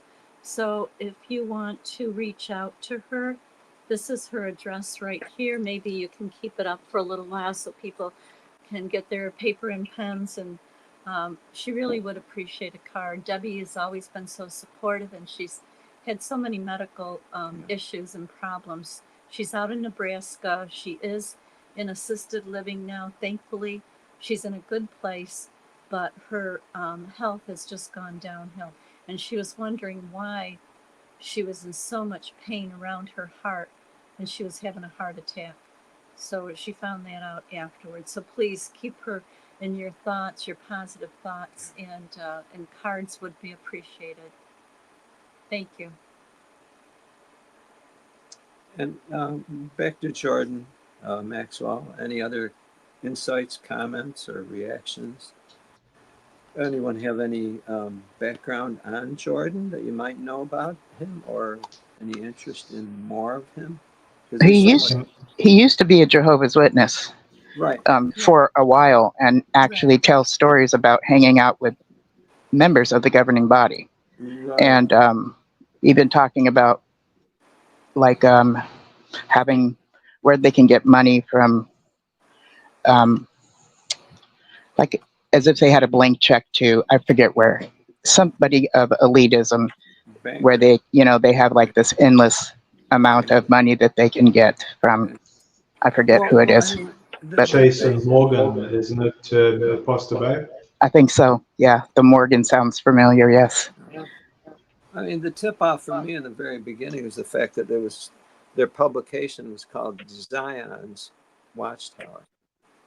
So I'm just initially impressed with the notion that they are a super political organization that's designed to focus people on the Zion agenda. I'm just totally convinced of that. I had no clue about Zionism nor what it meant, just like I had no clue about the New Order, thinking it was a really cool term, right? And then after I leave the org, oh, New World, it doesn't really seem, it's not presented as such a great thing out here, is it? So yeah, as I've researched, I've come to know that Zionism is very much a political side of Jewishness of some sort. Under the United States was almost like a grand experiment in human freedom, because previous to that, no human was ever free, really. They were under monarchies or kings or enslavement. But now this situation comes along with the quote-unquote New World, where man would be under self-rule. He would be free to own land, have sovereignty of his own home, his own self. Well, this was an experiment. I've often heard this. I don't It's it had fascinating. I didn't understand that, but I'm still learning it. It had a shelf life. And Okay. I think we're living through the period of time where they're transitioning that to where we are finding out that they're not interested in us being free people. That the experiment's over. Well, I didn't leave a totalitarian regime to find myself in society at large. Now finding myself in another totalitarian regime, I'm really not happy about that.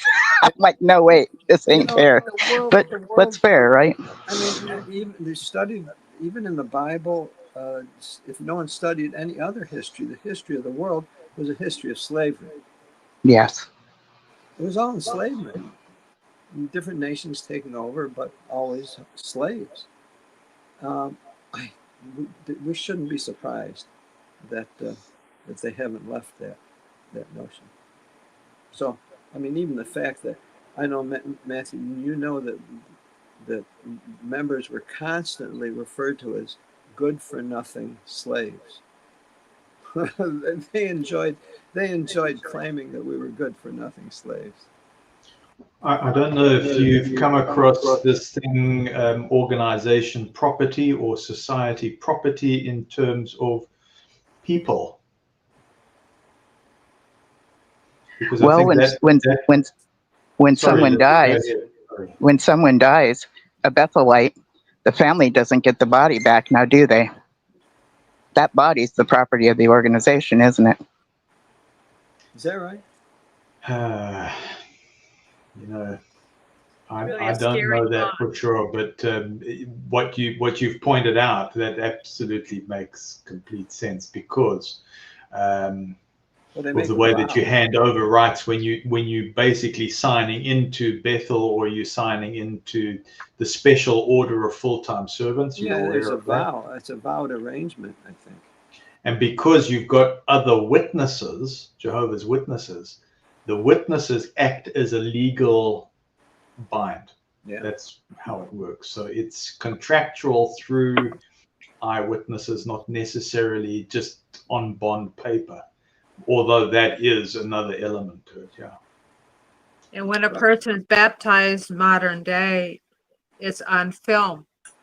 They're filming it. Oh, that's true. So true. Yeah. Didn't used to do that. Not when I was baptized, way back. Excuse me. Mm-hmm. So there's all these witnesses to the fact that you've made this commitment.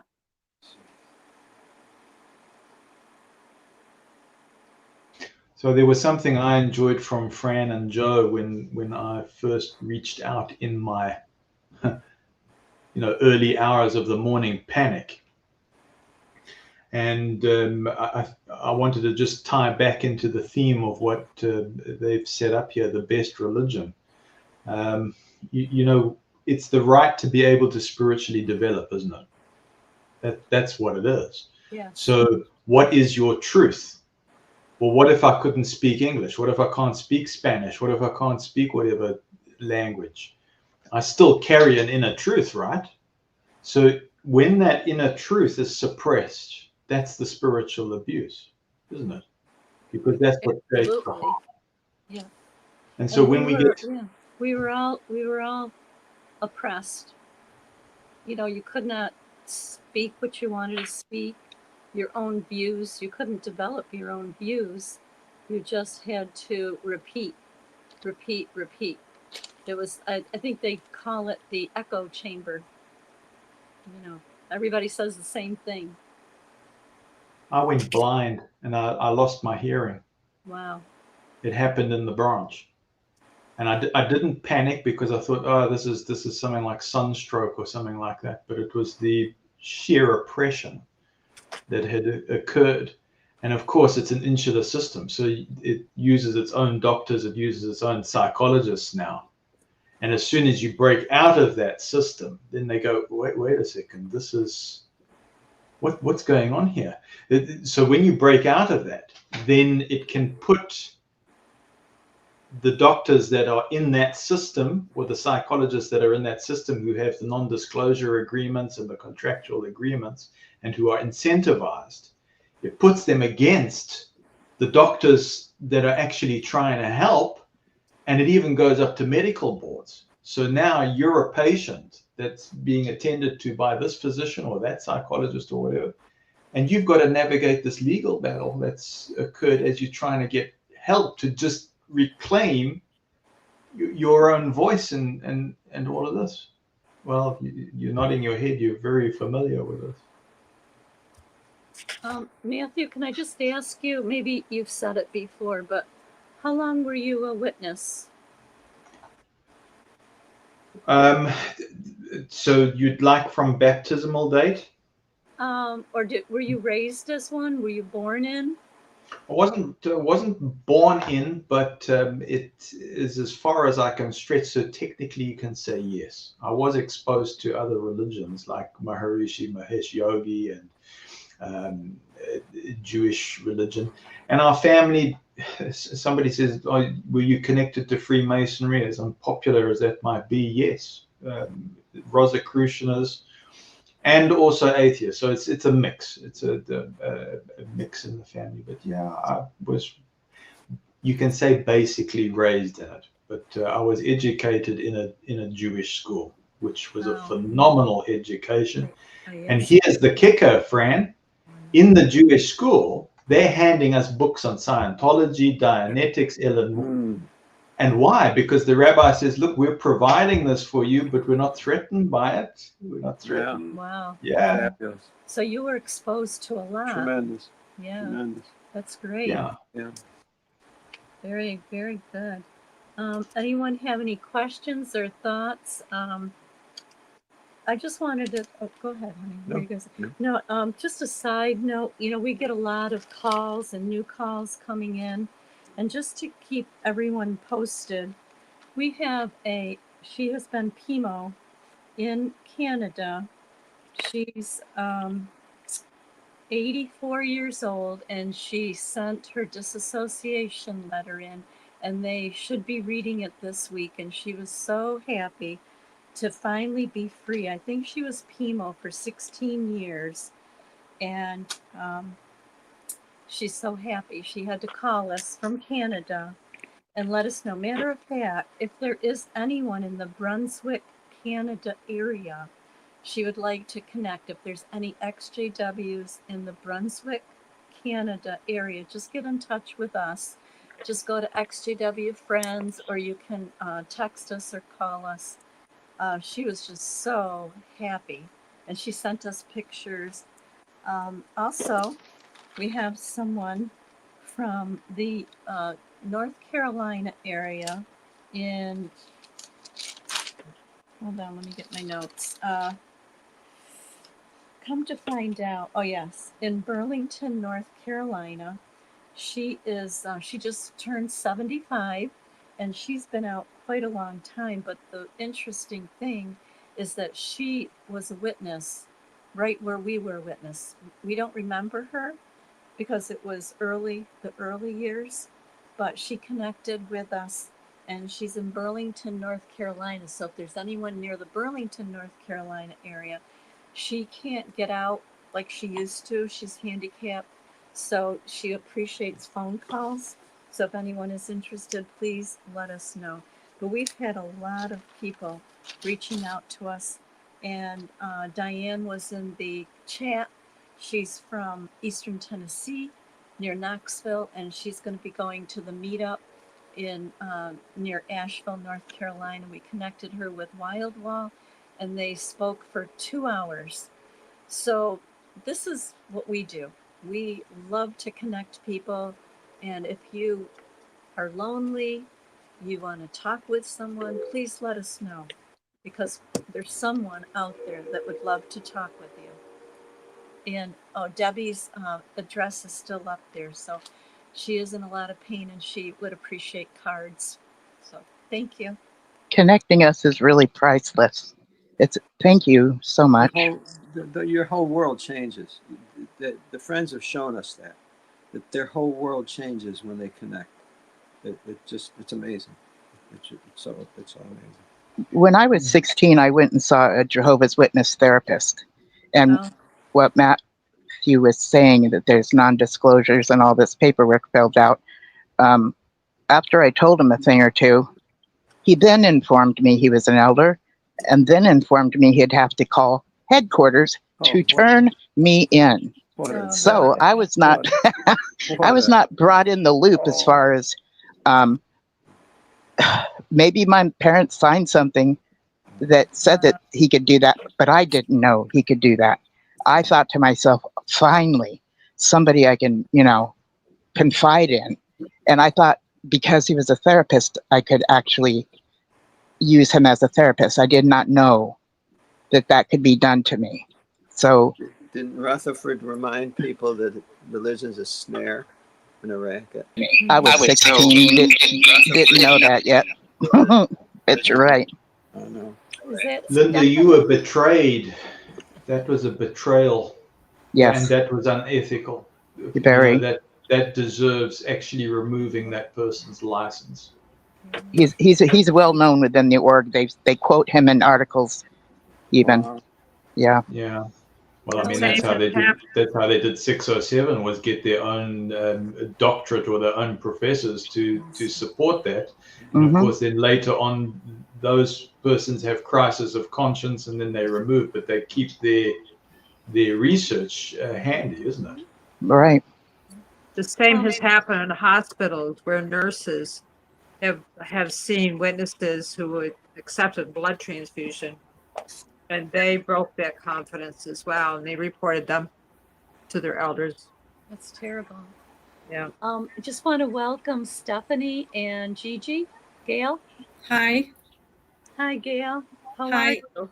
Good. I have an experience to share. Can I share it with everyone? Oh, we love your experiences, Gail.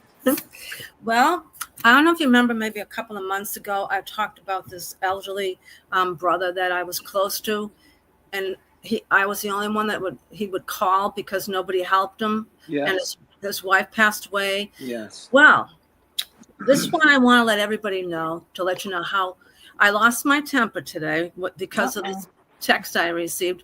Well, I have 2 active Jehovah's Witnesses that are on the fence. I was able to call this particular sister, and I vented. I actually swore my head off. And this is what they sent me, a group. I was wondering what happened to this brother. He was in a nursing home. I was going to go visit him, but I just got caught up in so many things. So I don't know why I'm on their group text. I don't know why they keep in touch with me. Well, this is what he wrote to me, and I went ballistic. I want everyone to, I'm not going to mention the elderly gentleman's name, but this is the horrible text that they sent to everybody.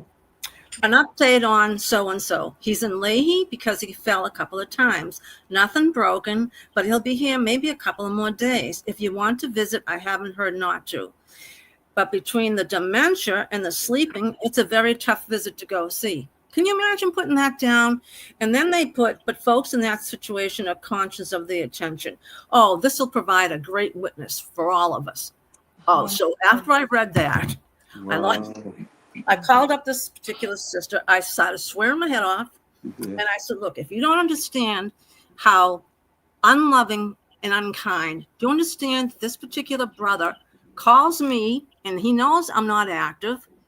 And we sobbed on the phone together. His son's an elder. His son's the one who put him away. And I said, they don't understand dementia. He lost his wife. And what happens when someone's very close to their spouse? They don't survive long, especially when they fall. And to put something like that, oh, it's a great witness. That's what really got me upset. I was going to let him have it, but then I calmed myself down. I called Brenda and I said, this is why you need to get out of this religion. They don't love you. Why is this brother calling me up and confiding in me, and he doesn't feel comfortable? And he told his own son, I only want to talk to Gail. Why can't he call the elders in the Kingdom Hall? He's 81 years old. He's probably not going to live because he misses his wife terrible. So I really want to let everybody know that these creeps haven't changed at all, and they're not a loving organization. No, they're not. No. So I just wanted to share that because I was so outraged by this, but I've calmed down. Well, thank you for sharing that. That reminds me of a quick experience, and then we want to hear from everybody else. But just the other day, we were on the phone with one of the ex-friends that was in a Spanish congregation, and she was telling me about this young couple that had left, and I kind of knew something about the family. Well, they had been shunned, and she doesn't know any of the details, so I don't know. But anyway, the young man took his life. He was Oh, 25 years old, and his wife, I think she's around here. I'm really trying to find out because I'm sure she needs support. It, I'm not sure if it was in the Utica area or where, but you know what her brother said to her that goes to the Kingdom Hall? He said, "This is so terrible. That's what happens when you leave Jehovah." oh, what a horrible thing to say. I can't Isn't that stand that. terrible? Me Isn't too. that terrible? So anyway, I just had to bring that out because Gail, you reminded me. And they have no compassion, No. no love, no fellow feeling. That's what happens when you leave Jehovah. It's so sad. It is. So we're trying to get more information. At least if his wife, she left too, and I'm sure she's young, and they need support. So I don't know. We're gonna put it out there and put it out in the universe and see if we can get in touch with her. Good. I was told that I might not be able to go see him. I was told I might be barred from seeing him. Oh, well. So this particular gentleman, Gail, has been asking to see you personally. Yes, he even told his son he was going to talk to me, and he didn't care. And his son's an elder. Okay. See, you went into a rage, in my opinion, because of that part where they said, because it would be a good witness, as if it would look good from the outside. Yeah. Not, look, he's in a really bad place, and yes, it's going to be hard to do that, but that's what we do because that's our brother, you know? Right. No, it's going to be hard, but think of what a great witness it's going to look like from on the outside because we are representatives of Jehovah. Like, yeah, wow. Correct, Linda. But he would not want to see you unless you had the compassion that you do. And just now hearing the story about this person who committed suicide, which is so tragic. Yes. And then hearing the statement of that's what happens when you leave the truth. No, see, I'm about ready to go into a Gale rage myself. Okay. But I'm going to not. I'm just going to not. Well, thank you. At least you know how I felt. Absolutely.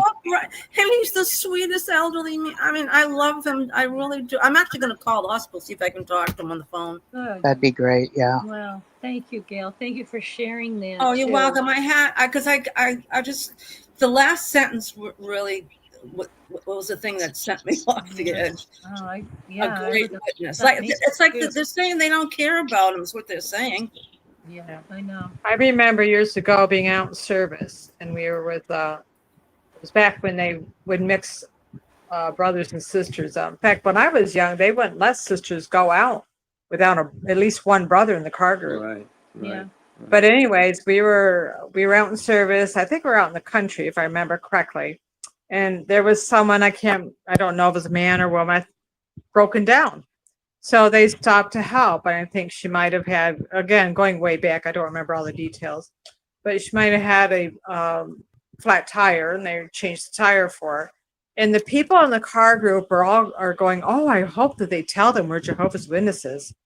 And I'm thinking, so if we weren't Jehovah's Witnesses, we wouldn't be stopping to help this person, is what you're saying?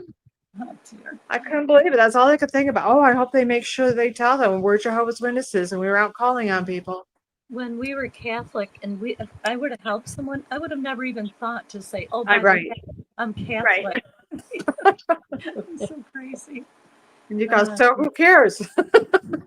Honestly, I think what's going to happen when the notoriety about all their sex abuse becomes common knowledge, no one is going to admit that they're a Jehovah's Witness. Yeah. They're not going to admit it. You know, it's funny. I said that to her. I said, you know something, Brenda? Everyone hates your religion. I had to apologize because I went off. I said, you're not significant anymore. Maybe in the 80s. Today, no one cares about you. Everybody knows what you're all about. And besides, if they get rid of their 501c3, whatever it's called, goodbye to all the members. I says, I hope that sinks into your head. I'm glad you watched the Still Alive convention on Saturday. But you know what she said to me? Oh, satanic stuff infiltrated the halls, and that's what's going on. I'm like, that's your solution. So I don't know, but Yeah. I'm not going to stop working on her. Yeah. We just want to say hi to Fallen, Ashes, and Hi, Stephanie. Fallen. Hello, Hey Paul. guys, I love you guys. Love you You guys are guys. Love you great. too. Thank you for coming on. It's nice to be on Must Lonely. Oh, there's no need to be lonely. No, we're here. Yeah, we missed you. Yeah, I I've been love working you, more, Fallen. I've just been trying to financially get in shape, so just working more. Oh yeah. Wow. Nice. We hope you can make it to the meetup. I know it's kind of a drive, but we hope you can make it. Yeah, what is that? September 7th. Yep. I Okay. sent you the invite. Yeah, Danae texted me, so I actually recently saw her too, so that was Oh, good. nice.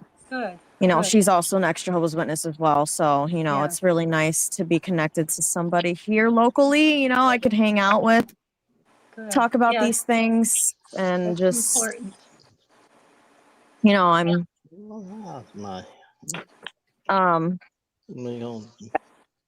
it's just overwhelming to me, like all of this. Like every day I'm processing everything, like ever since leaving the religion, and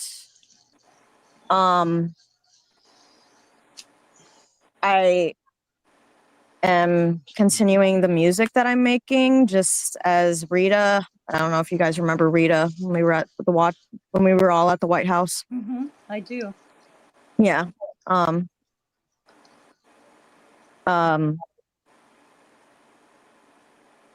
just, I guess, telling my story in my own way by using music. Mm-hmm. And that's how I'm coping with all of this and expressing my story. Does that make sense? So how can we listen to your music? Is it on your Facebook? Right now, I haven't released my next song, so that's not out yet. I'm just saying that right now I'm just You're working on it. working on that. So you're flushing up stuff that has came up for you, and oh yeah, yeah, that makes sense that you would be in it mentally too. That'd be like very, very tough. after releasing that first song, I feel like there should be a second one because like now my parents are talking to me, so that's like, this my story. It's still like I'm gradually like, I don't know, evolving. I'm making it into art. I'm making my trauma into art. That's very beautiful. Nice. That's wonderful. That's beautiful, Fallen I like Ashes. that. That's how I'm coping. Because honestly, like,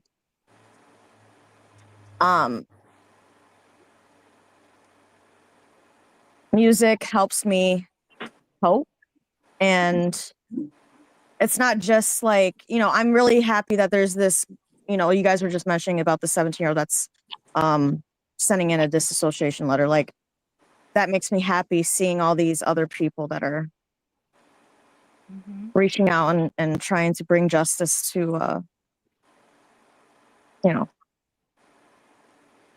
this whole situation. It's overwhelming to me. It makes me sad, but I'm coping. Well, so yeah, go with the feelings. Yep, we're allowed to have them today.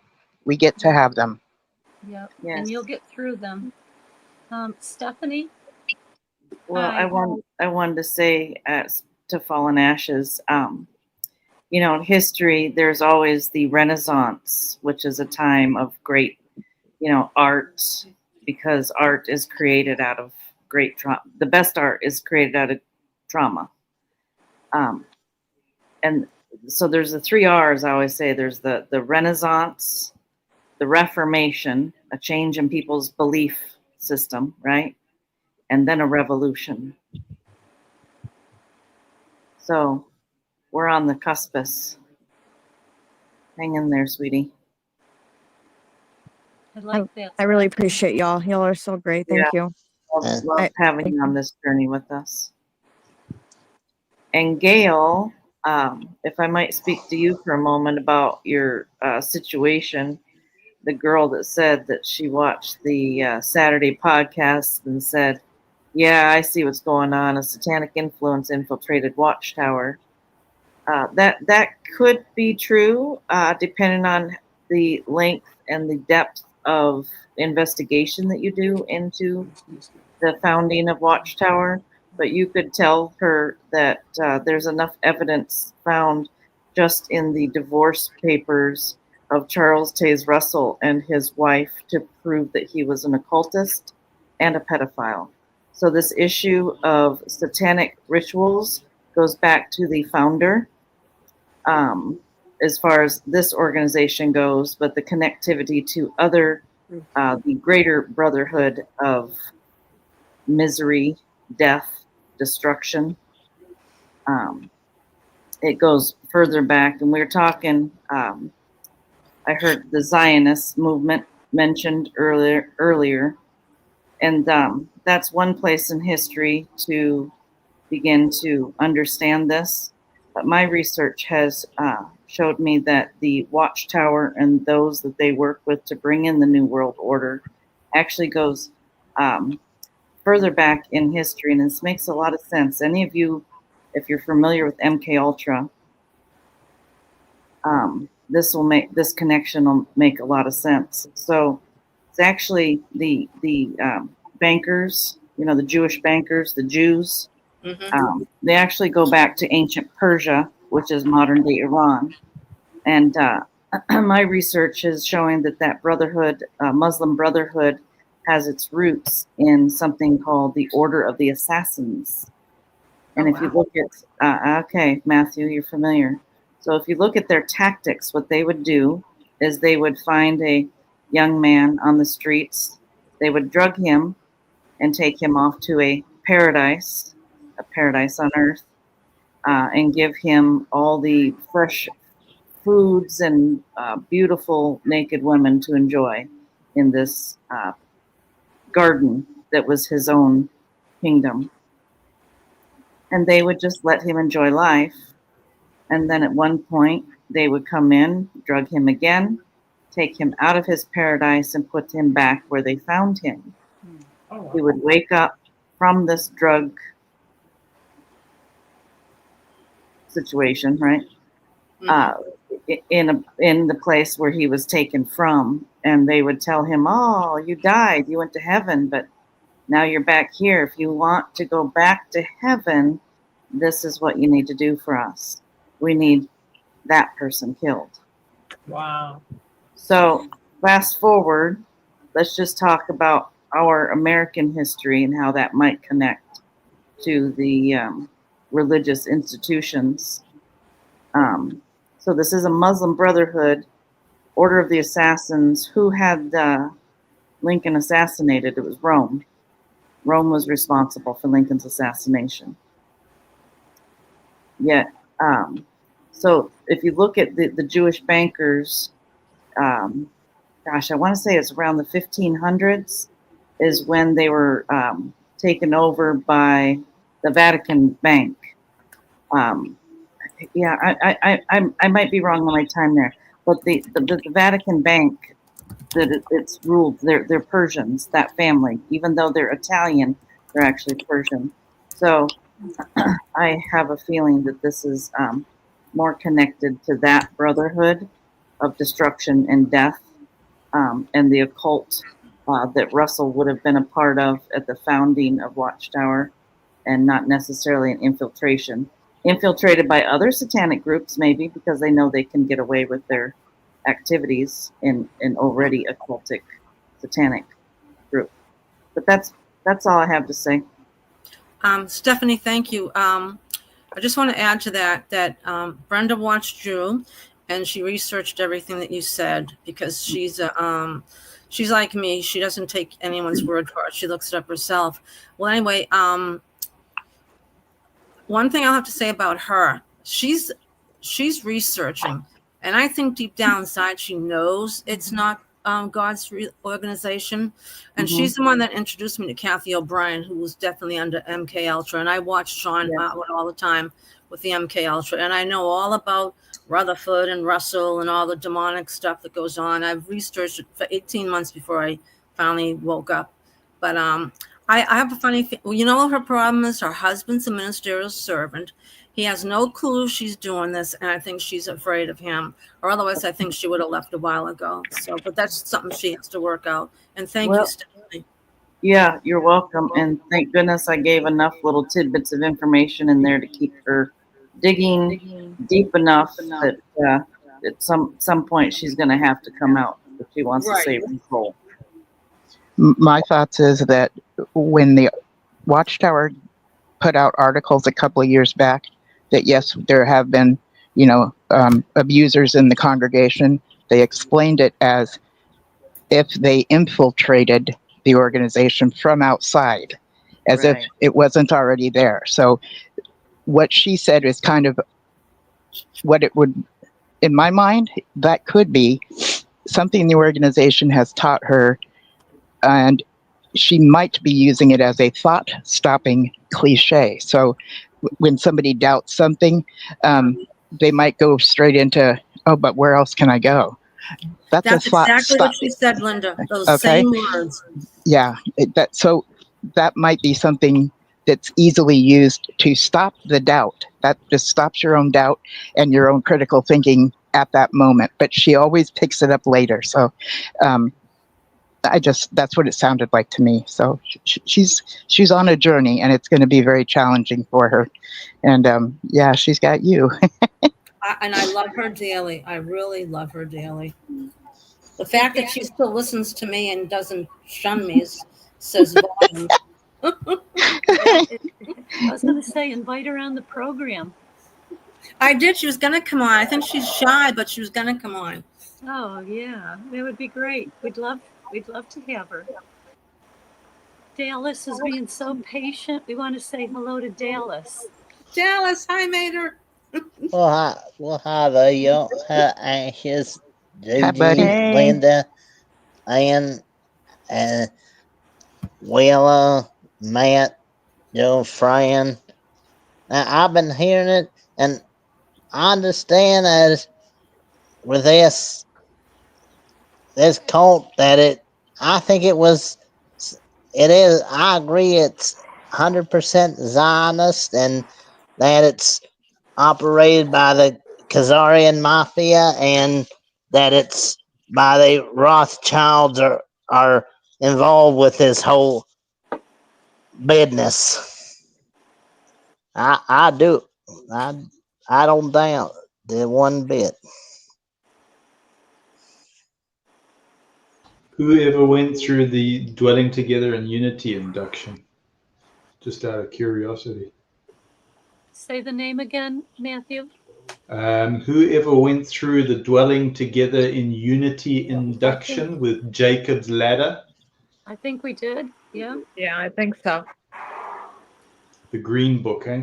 Yeah. Yeah. I just wanted to say to Ashes that but sorry that you had the experience, but I'm happy that you found a way that you're into songs, and I think you do instruments, don't you? No, I like to rap, and I have a music producer that helps me out with the music part. But yeah, I thank you for that. I appreciate it. I like certain things such as that. I like my George Jones and Buck Owens and stuff like that. Glenn Campbell, Ray Price. I can't change what happened, so it's like I just talk about my story and that's it. I can't change my story. It's like music helps me with that certainly does give you hope. Feeling it. Learn an instrument, find a hobby is a great way to do it. And thinking about relatives, and I feel like it's important to talk about it. I feel like music can help people like discuss and talk about these things. Like when I expressed because I shared my song, it's a rough draft right now.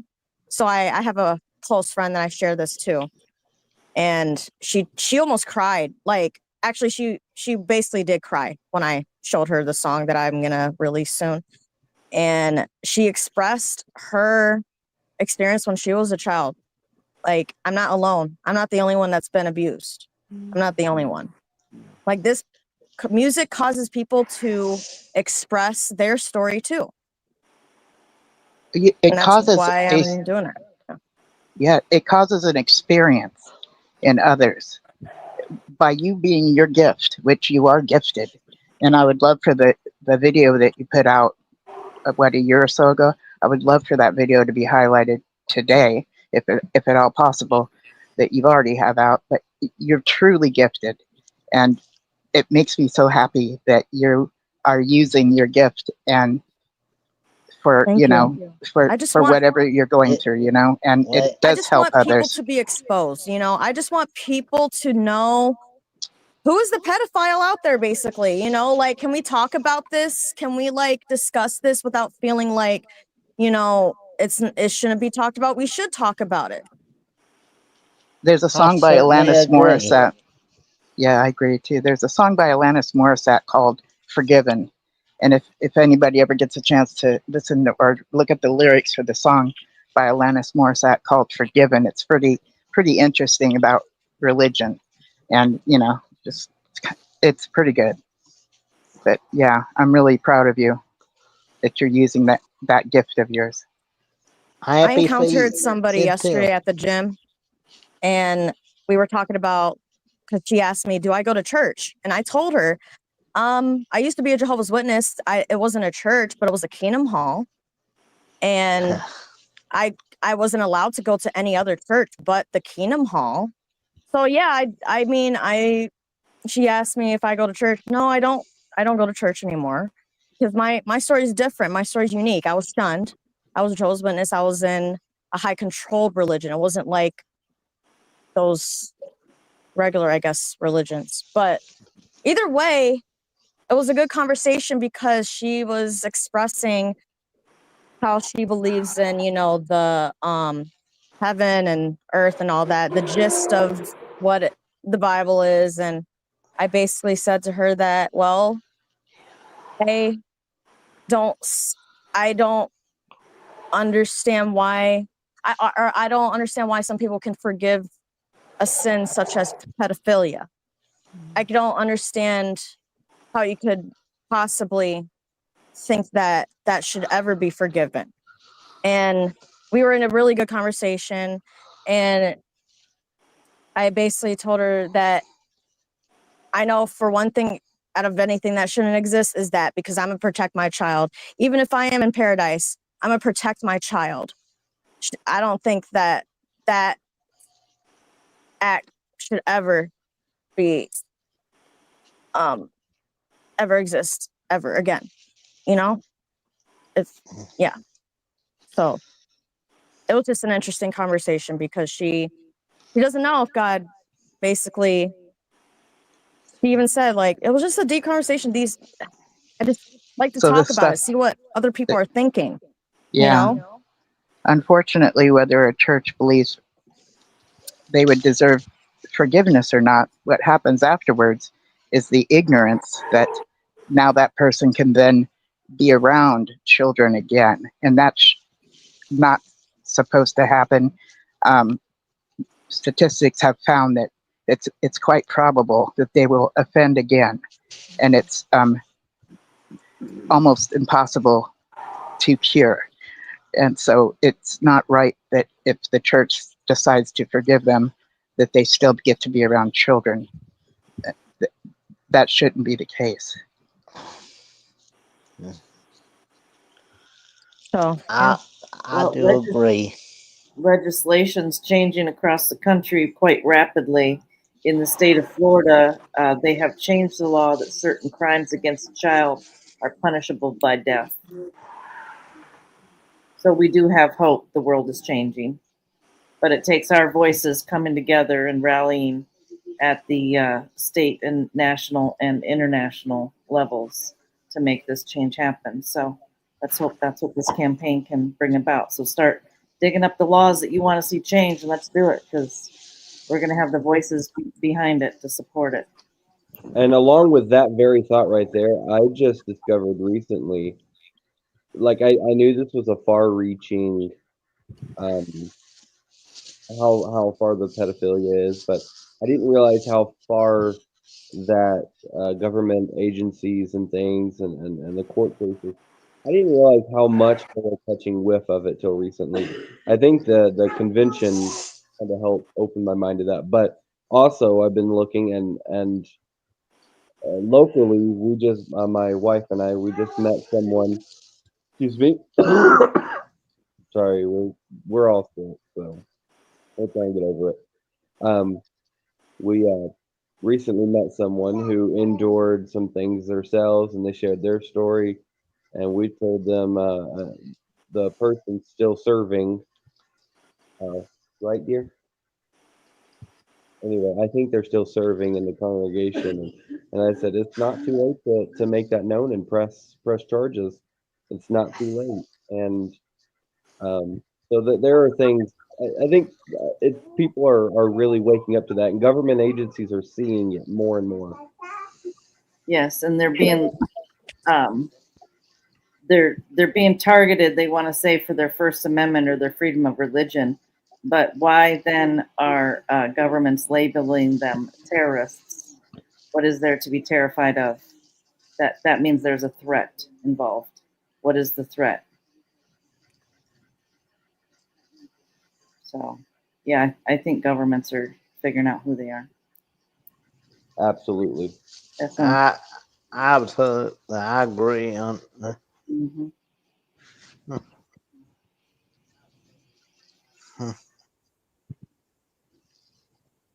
It's a lot I love of you guys. You guys are great.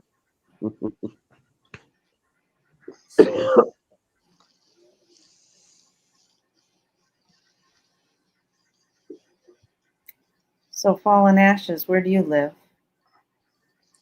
Well, I live in upstate New York.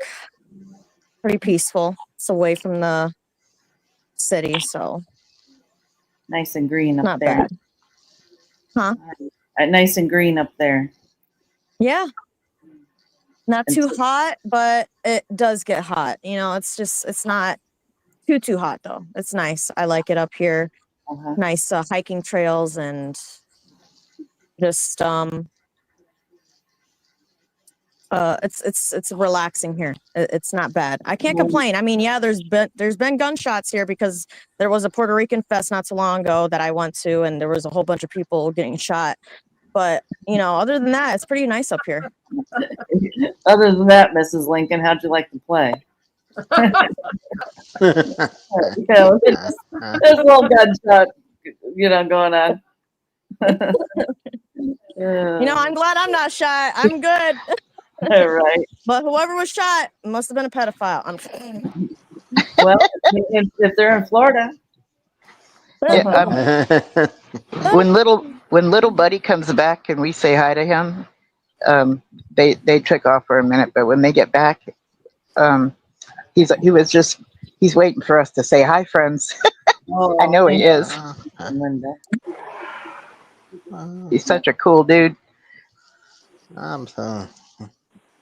You know, I have to say that one of all the complaints and the sadness and the pain and the suffering and the abuse that's taken place, it's all taken place under a patriarchy, where it's man rule, male men rule, patriarchy. And this idea of patriarchy asserts that men, the government, and by extension men, own its produce, people, children. They own. It's theirs to do with what they will as slaves. And if you study any of the lives of slaves in this country, they were horribly abused. They were terribly abused. They were taken as if they were their own and then thrown away as garbage. They destroyed families. This was slavery. They asserted that because they wanted people to be under that threat, under that authority. That was all based on religious patriarchy. So, what you might want to do, just to gain a different perspective, or at least a wider perspective, is find out what the world was like under a matriarchy, when women were the authority. There was a time when men were not the authorities. I knew that. The women were the authorities. They were the priestesses. It was a different world. Well, archaeologists have discovered cities, obviously, and they have they found cities that had no walls around them. And there was evidence that those cities were being ruled, if you will, by women. Yeah. And so women are not prone to go to war normally, like men are. So they were not warring against each other. And in modern day, I was watching someone who goes around to different states and neighborhoods and so forth. And he went to West Virginia, which is considered the poorest state in the Union. Mississippi right next door to that. But because of the coal mining, the population of females is much higher than men. And the crime rate is much lower. That's interesting. That's so interesting. Yeah, and there was one town that there was basically no crime for 1 year. The year they looked at, there was no crime reported at all. Wow. That's amazing. But so interesting. Yeah. Well, there has to be a balancing the nature of the feminine and the masculine. Yes. And like my speech, it's the basis even of the speech that I gave at the convention, our First Amendment right. And that John Adams, our founding father, said that our Constitution was written for a moral and religious people. Religious just described what their morals were based on. But that, the laws are the masculine part of the government, and the religion or the moral is supposed to be the feminine. And so when our religious institutions become corrupted by a masculine energy, a demonic destructiveness, when they lose their balance, that's when, well, yeah, I don't know where I'm going with that, but that's how I see things. Well, see, as you dig in deeper, you realize that there was a change. There was a time when it was matriarchy, but it was taken over. It was literally subverted. And all the problems that you see, you can almost thank a patriarchy for. Because women think thing under the matriarchy, also under the matriarchy, that was the time of more pagan worship. The roots of the church, of the Christian church. The Christian church came out of pagan worship. It's just rebranded for the men who took over through religion. It was a takeover. It was a takeover by men through religion to establish a patriarchy. So religion wasn't to worship God. Religion was to take over, for the men to take over in patriarchy. So don't ever think that religion is designed to get closer to God. It's not. It was designed to secure domination by men, as opposed to guidance by a matriarchy. Will that ever change? I don't know. I think there's big circles and little circles of change in time. So I think we're heading into a time of great balancing, and I think that's everything that we're feeling that we know is off. You know, these things happen naturally, but then there's also these forces, those that we might call the Brotherhood of Death or the occult or satanic. They hasten the agenda. You know, they took over. They stole our clock. I think Fran and Joe, we talked about this before. You know how they changed our timetable, so we didn't know. Yeah, they inserted their own timeline. Yeah, Oh, yeah. so then, you know, we're taught still to look to the stars and everything for our fortune, but they, you know, they give us, it might as well come out of a Cracker Jack box, you know, because we're looking at the wrong time. We're interpreting it all wrong. Yeah. And yet they keep the time. They know the day or the hour. Yeah. And when they say no one, they mean the goyim, Yeah. the rest of us. Yeah. Stephanie, we had a question from one of the folks in the chat. Yeah. Can you ask Stephanie where C.T. Russell's divorce papers can be found? Ooh, I think Barbara Anderson may have them on her website. I know she talks about them a lot, but you know, Pittsburgh is where the divorce happened, so you'd have to start looking through the archives. It's not something that I have, or just ask in the community of friends.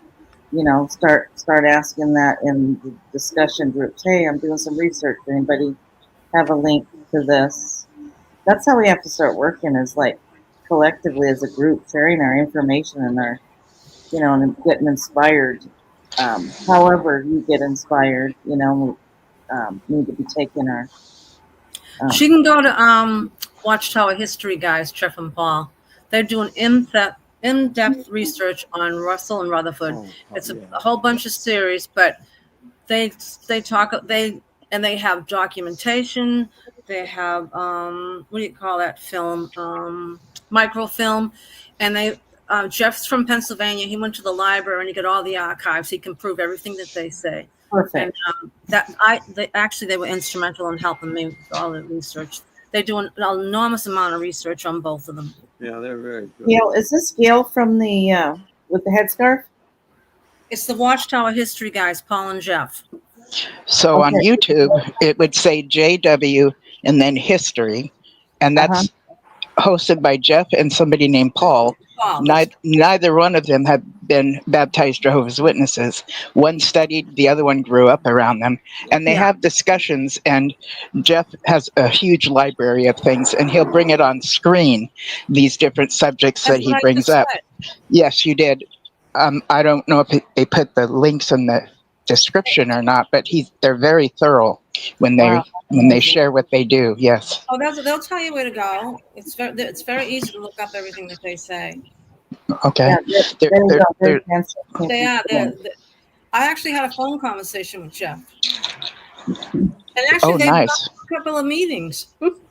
I think he stopped when the CSA stuff came around. He stopped attending. There's also information that can be found at Avoid JW. Oh, that's right. They're excellent. And then there's JW Facts. So those are two other ones besides Watchtower History. And like what Stephanie said, if you find yourself, you know, somewhere, just ask somebody. They might just have that PDF on hand. You know, a lot of people do. You might know this one. Who was that young girl? Was it Christy? She did a lot of stuff on Russell and Rutherford. I don't know what happened to her. Yes, she's homeless now. Her mother kicked her out because they found out that she had a channel. Oh. She's on the streets and said, I would be amazed how many JWs are on the street as well that have been kicked out. It's really tragic. Get in touch with her? I always try. Have her reach out to the investigator. Just want to reaffirm that the one with Jeff and so-and-so is Watchtower History. Yes. Jeff and Paul. Jeff and Paul. WT History. Yeah. Yes. We learned so much in the beginning from watching that when we first came out. Oh my goodness. I highly recommend that. They really get into the whole history of the organization. Oh yeah, yeah. Ash, someone was requesting your song. Maybe, I don't know if we have time tonight or next week. Not your new one, but your original one. Yeah, when you're ready, let us know. Oh, would you like me to like send the link or something to you on a messenger? Yeah, we can Whatever do it that. takes. Yeah, you can do that. We can send it to Shauna. Can you, Okay. can you sing a few notes before we hang up? It's a rap song, so I mean, That's all right. like rap a few words. Yeah, go ahead. It's a treason for your reasons when we're sinning beyond forgiveness, need for redemption, because I question what the lesson in life, the meaning of life, and purpose in life. Faith crisis from lies. Fuckers brainwash my mind. Mental health went decline. For spending my dimes. CSA on your crimes. Love isn't blind. Realness is mine. This is my time. Pedos, this is the change. Sickles, this is my day. T-Rex on a rampage, screaming out of her cage for vindication of the renegade. Wow. Yeah. Woohoo! I got chills. Thank you. Wow. Thanks. Love it. Bottle that. That's great. That's awesome. What is the name of your YouTube channel where we can find your video? It's just Fallen Ashes. Okay. And it's called Undo. Cool. But that, that was just the introduction to my album, basically. Wow. So that's why I'm making 3 more songs. I made, it's a rough draft, so I can't be rapping right to you guys right now. It's too rough. Too rough. Smooth it out, and then you can show us. Yeah. No, I appreciate that one. Thanks. Yeah. That was a request from Dinah Lost. Word. Oh, Dinah Lost. Hey, Dinah, I miss you. Lisa. Another talented person. Yep. Mm-hmm. Gangsta's Paradise. Wild Wall. We mentioned it last. Oh, hi, Wild Wall. Hi, Wild Wall. What's on your mind, Wild Wall? Hey. Wow. I'm trying to figure out if my mic's working. We can hear you. You can hear me? Okay, yeah. Yeah. I was going to skip tonight, but something was said, and I've got to make a rebuttal to it. It's about the masculine and feminine energies. Uh-oh. Okay, and I don't want nobody to take my word for it. I want everybody's homework tonight to be look up these stats. Okay. Do you realize that the highest divorce rate on stats right now is among the lesbian community? Look up heterosexual. Look up gay men. The lowest. Are you trying to make me straight or something? No, what I'm trying to get at, Fallen, is this. I grew up with 4 sisters, and I had to fight. I made a little joke in the chat that I wish my sisters would know about women were generally less prone to war. Boy, my sisters didn't know that. They beat the crap out of me when I was young. I was the youngest of 6, so they needed to get that memo. But anyhow, I've always had to stand up for the masculine energy. And I think if you look up the statistics on crime, look how important. Like I hate it when I hear people say, I don't need no man or this or that. Look up the stats on crime from families that has no father. It's astronomical. And like I say, I don't want nobody to take my word for this. Google it. You'll see the AI come up and it will bring it all up. This is what's being played out over and over. And I hate how people are trying to break families apart. And the masculine is the enforcer. I'll tell you that. I knew better than to say anything to my mom. My dad, if my mom didn't straighten me out, we didn't want it to get to dad. I'll tell you that right now. And all I'm saying is that I think that so much of the world today is trying to pit genders against each other, men versus women, straight versus gay, against lesbian. And it's like if somebody's happy the way they are, let them be, as long as they are not minors. If that's their decision, if there is a God and it's something against them, let it be between them. The only thing that the Bible tells us is to love each other. And everything else can be resolved through that. But I will always stand up for the masculine because I see so many they say that we're all supposed to be innocent until proven guilty in a court of law. But watch what happens if a girl and a guy is out together and the girl hollers rape. Do you think most people are going to think that guy's innocent? Right off the bat, he's going to prove himself innocent. They automatically assume he's guilty. So I will always have to stand up for the masculine. I did it all my life. And as I say, do not take my word for it. Research all these stats. But anytime there's not a father involved in a home, look at how many go to prison. It's like 75 to 83% right now. And I will always say the families I grew up with, the kids in school that got in the most trouble were from single mother families. And it wasn't due to her fault. She was doing everything she could to work and provide, but they needed that masculine energy there to offset it and to straighten those kids out. I hate to say it that way, but that's what happened. Wild. I'm gonna fill that even a little deeper. It's the actual role of father as the masculine role. The fatherly role, the masculine role. I am in agreement with you, Wild Wall. And I think earlier, I think what we were hoping to get to was, can there be a balance of both the feminine and the masculine? I believe there's a need for both, and not to have, dominance of femininity or dominance of masculinity. I think that's when there's, it's not balanced well. And I believe even, lesbian couples having men in their child's life is very important, and vice versa. A gay couple having, someone that's a female in their children's life. It's very important. I get what you're saying. And yeah, some women can yell rape, and that can happen, and that's unfortunate. Well, hey, there's a fun fact here. Penguins, gay penguins, like when I say gay penguins, I mean like the ones that are males, the male penguins, they both can raise a chick better than the female penguins. But,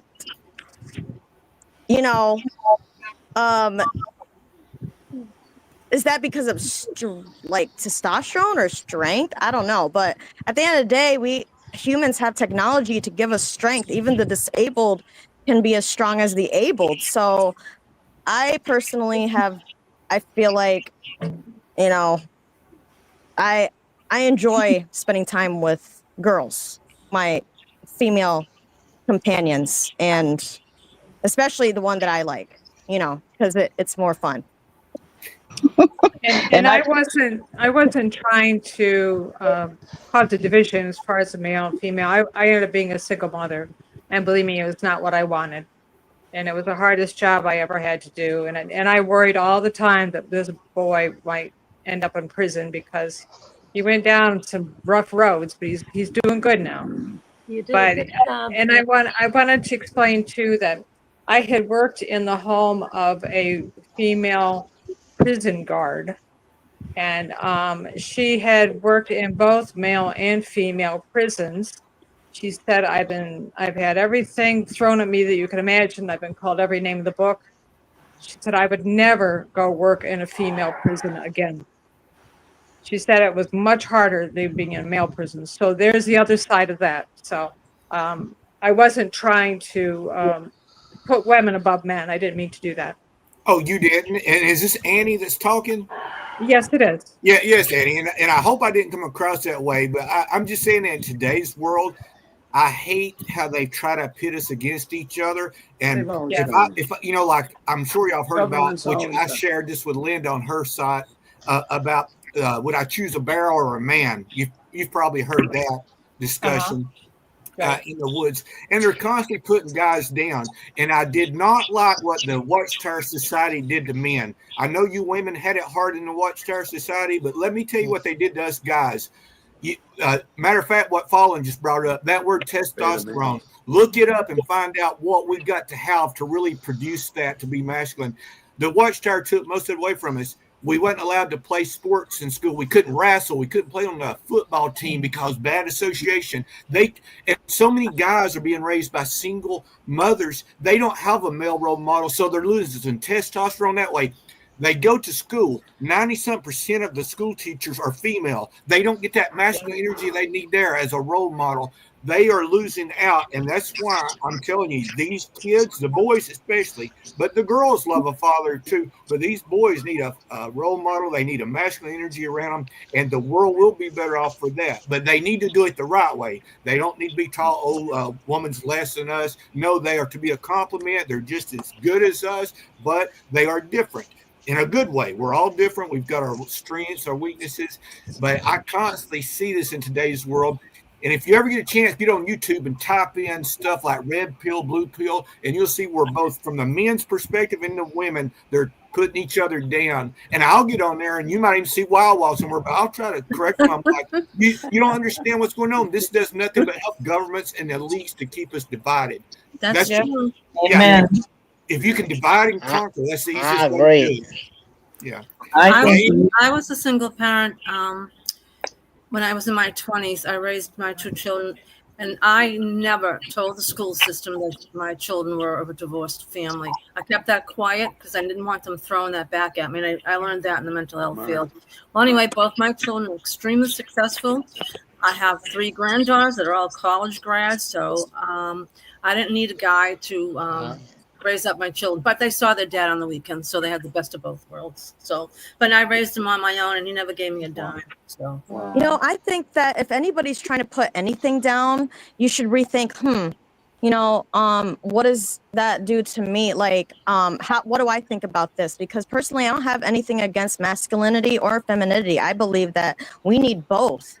Yes. And that even gay men, like if it is the statistics that gay men can or gay penguins can take care of children better than gay women, okay, then maybe I can be friends with the gay man and he can show me a few things.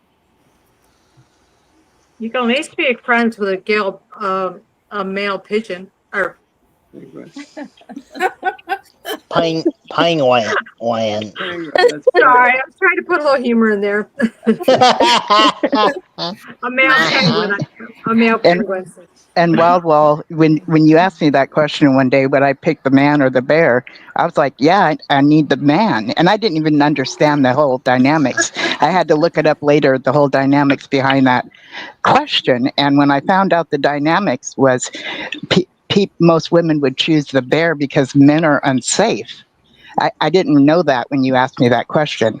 And it does sound like an influence. It sounds like, you know, we can't trust men, but me personally, I do need men in my life. I do need that as a part of my life, and I appreciate the masculinity of men, you know, and yeah. Well, that's the thing, Linda. Imagine how would you feel if guys reversed that and started saying, we don't need no dang women, blah, blah, blah. It would be idiotic, crazy on our part. But yet some women, and I'm not saying all, but I'm sure y'all have heard them, some have no problem putting a guy down and saying, oh, I don't need no guy. But now let me tell you, swap this around. Go into the dead of winter when there's freezing cold out there. Who is the majority? Who is the majority of people being forced up them poles to hook those lines back up and stuff? And most women will tell you, I don't want to have to be out in that environment and stuff. And that's the feminine. That's why. But that's when they need the guy, right? They need him to do what he's good at. And women have got their own specialty. I'll tell you right now, they know how to put stuff together. They know how to organize. And I do hate to generalize stuff, but stats and facts speak for themselves. And I mean, I grew up with 4 sisters, and I'd pick any of them before I would my brother on putting color. Before I would pick my brother, we're putting colors together or organizing a house or anything. I mean, it is what it is. But that's what I say. We've each got our strengths, our weaknesses, and we should complement each other, not be at each other's throat. That's true. Yes. Discussion. We're going to end. All right, on, Wild. Go for it. And Ruby, you've got something to add, Ruby. Go ahead, Ruby. Okay, everybody. Yes, we are going to do movie night right after this show is wrapped up. The movie that we're gonna watch is, hold on, let me share my screen. Oh Lord,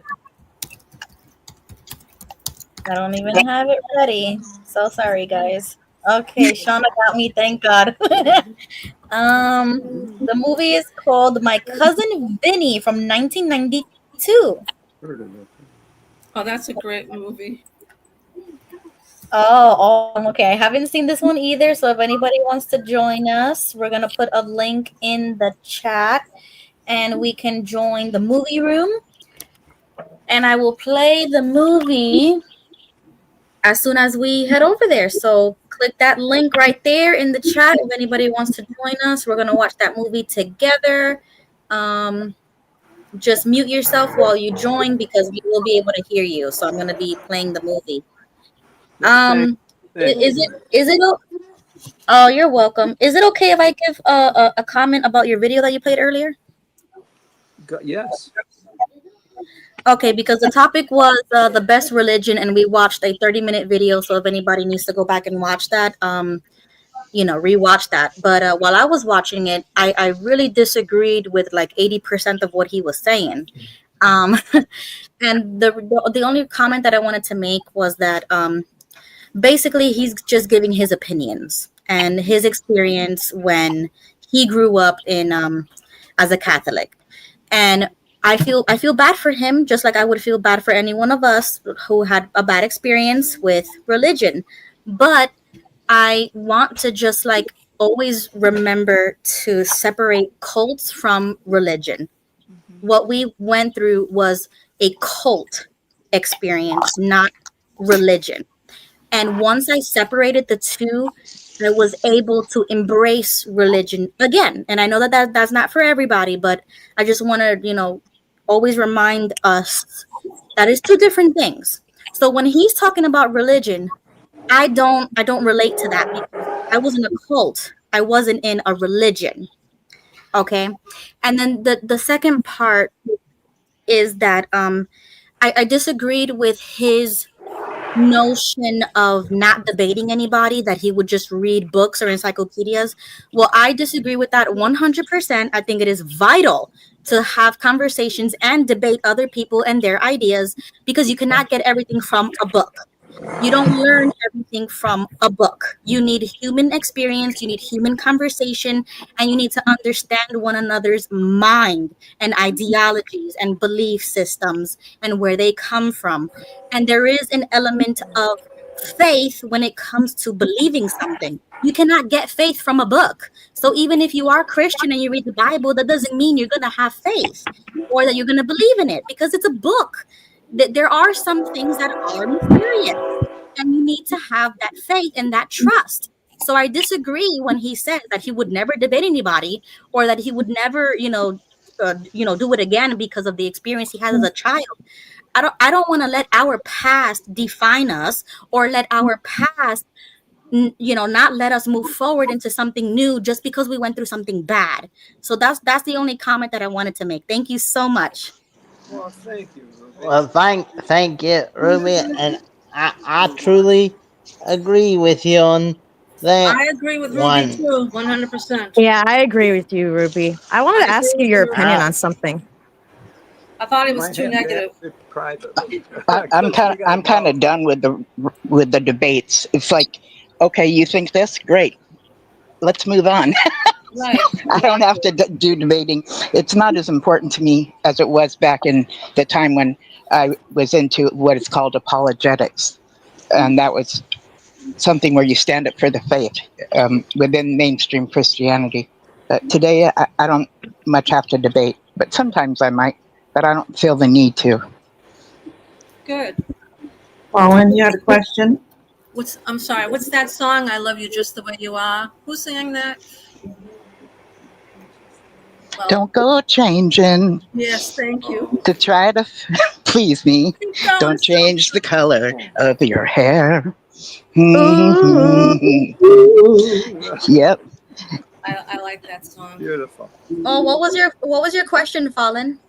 Yeah, I was gonna ask you. Sometimes I wonder I mean, I think I remembered you did compliment on my video and stuff, but that I'm making this into art and stuff. Is that what is your opinion on that I'm doing that? I'm not sure I know what you're referring to. I think I'm going to interrupt right now, and I think I'm that's going a to bed great too. topic for you guys to get together on. All right. Good night, everyone. Have a great rest. Sorry. Not, All right. Gigi, Nice and take seeing you take guys. care, man. Keep Gigi, Good and night. take care. I'll just text you, Ruby. Ashes. It was Billy There you Joel, go. Good night. just Thank the way you are. Love you. Wow.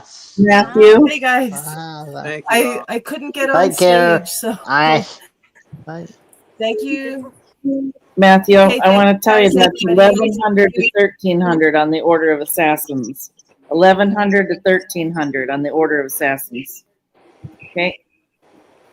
Talk to you later, guys. Okay. Bye, Stephanie. Thank you. Thank you, Joe and Fran. Thank you, everybody, for being you, here. We'll Shauna. see you guys next week. We're living on.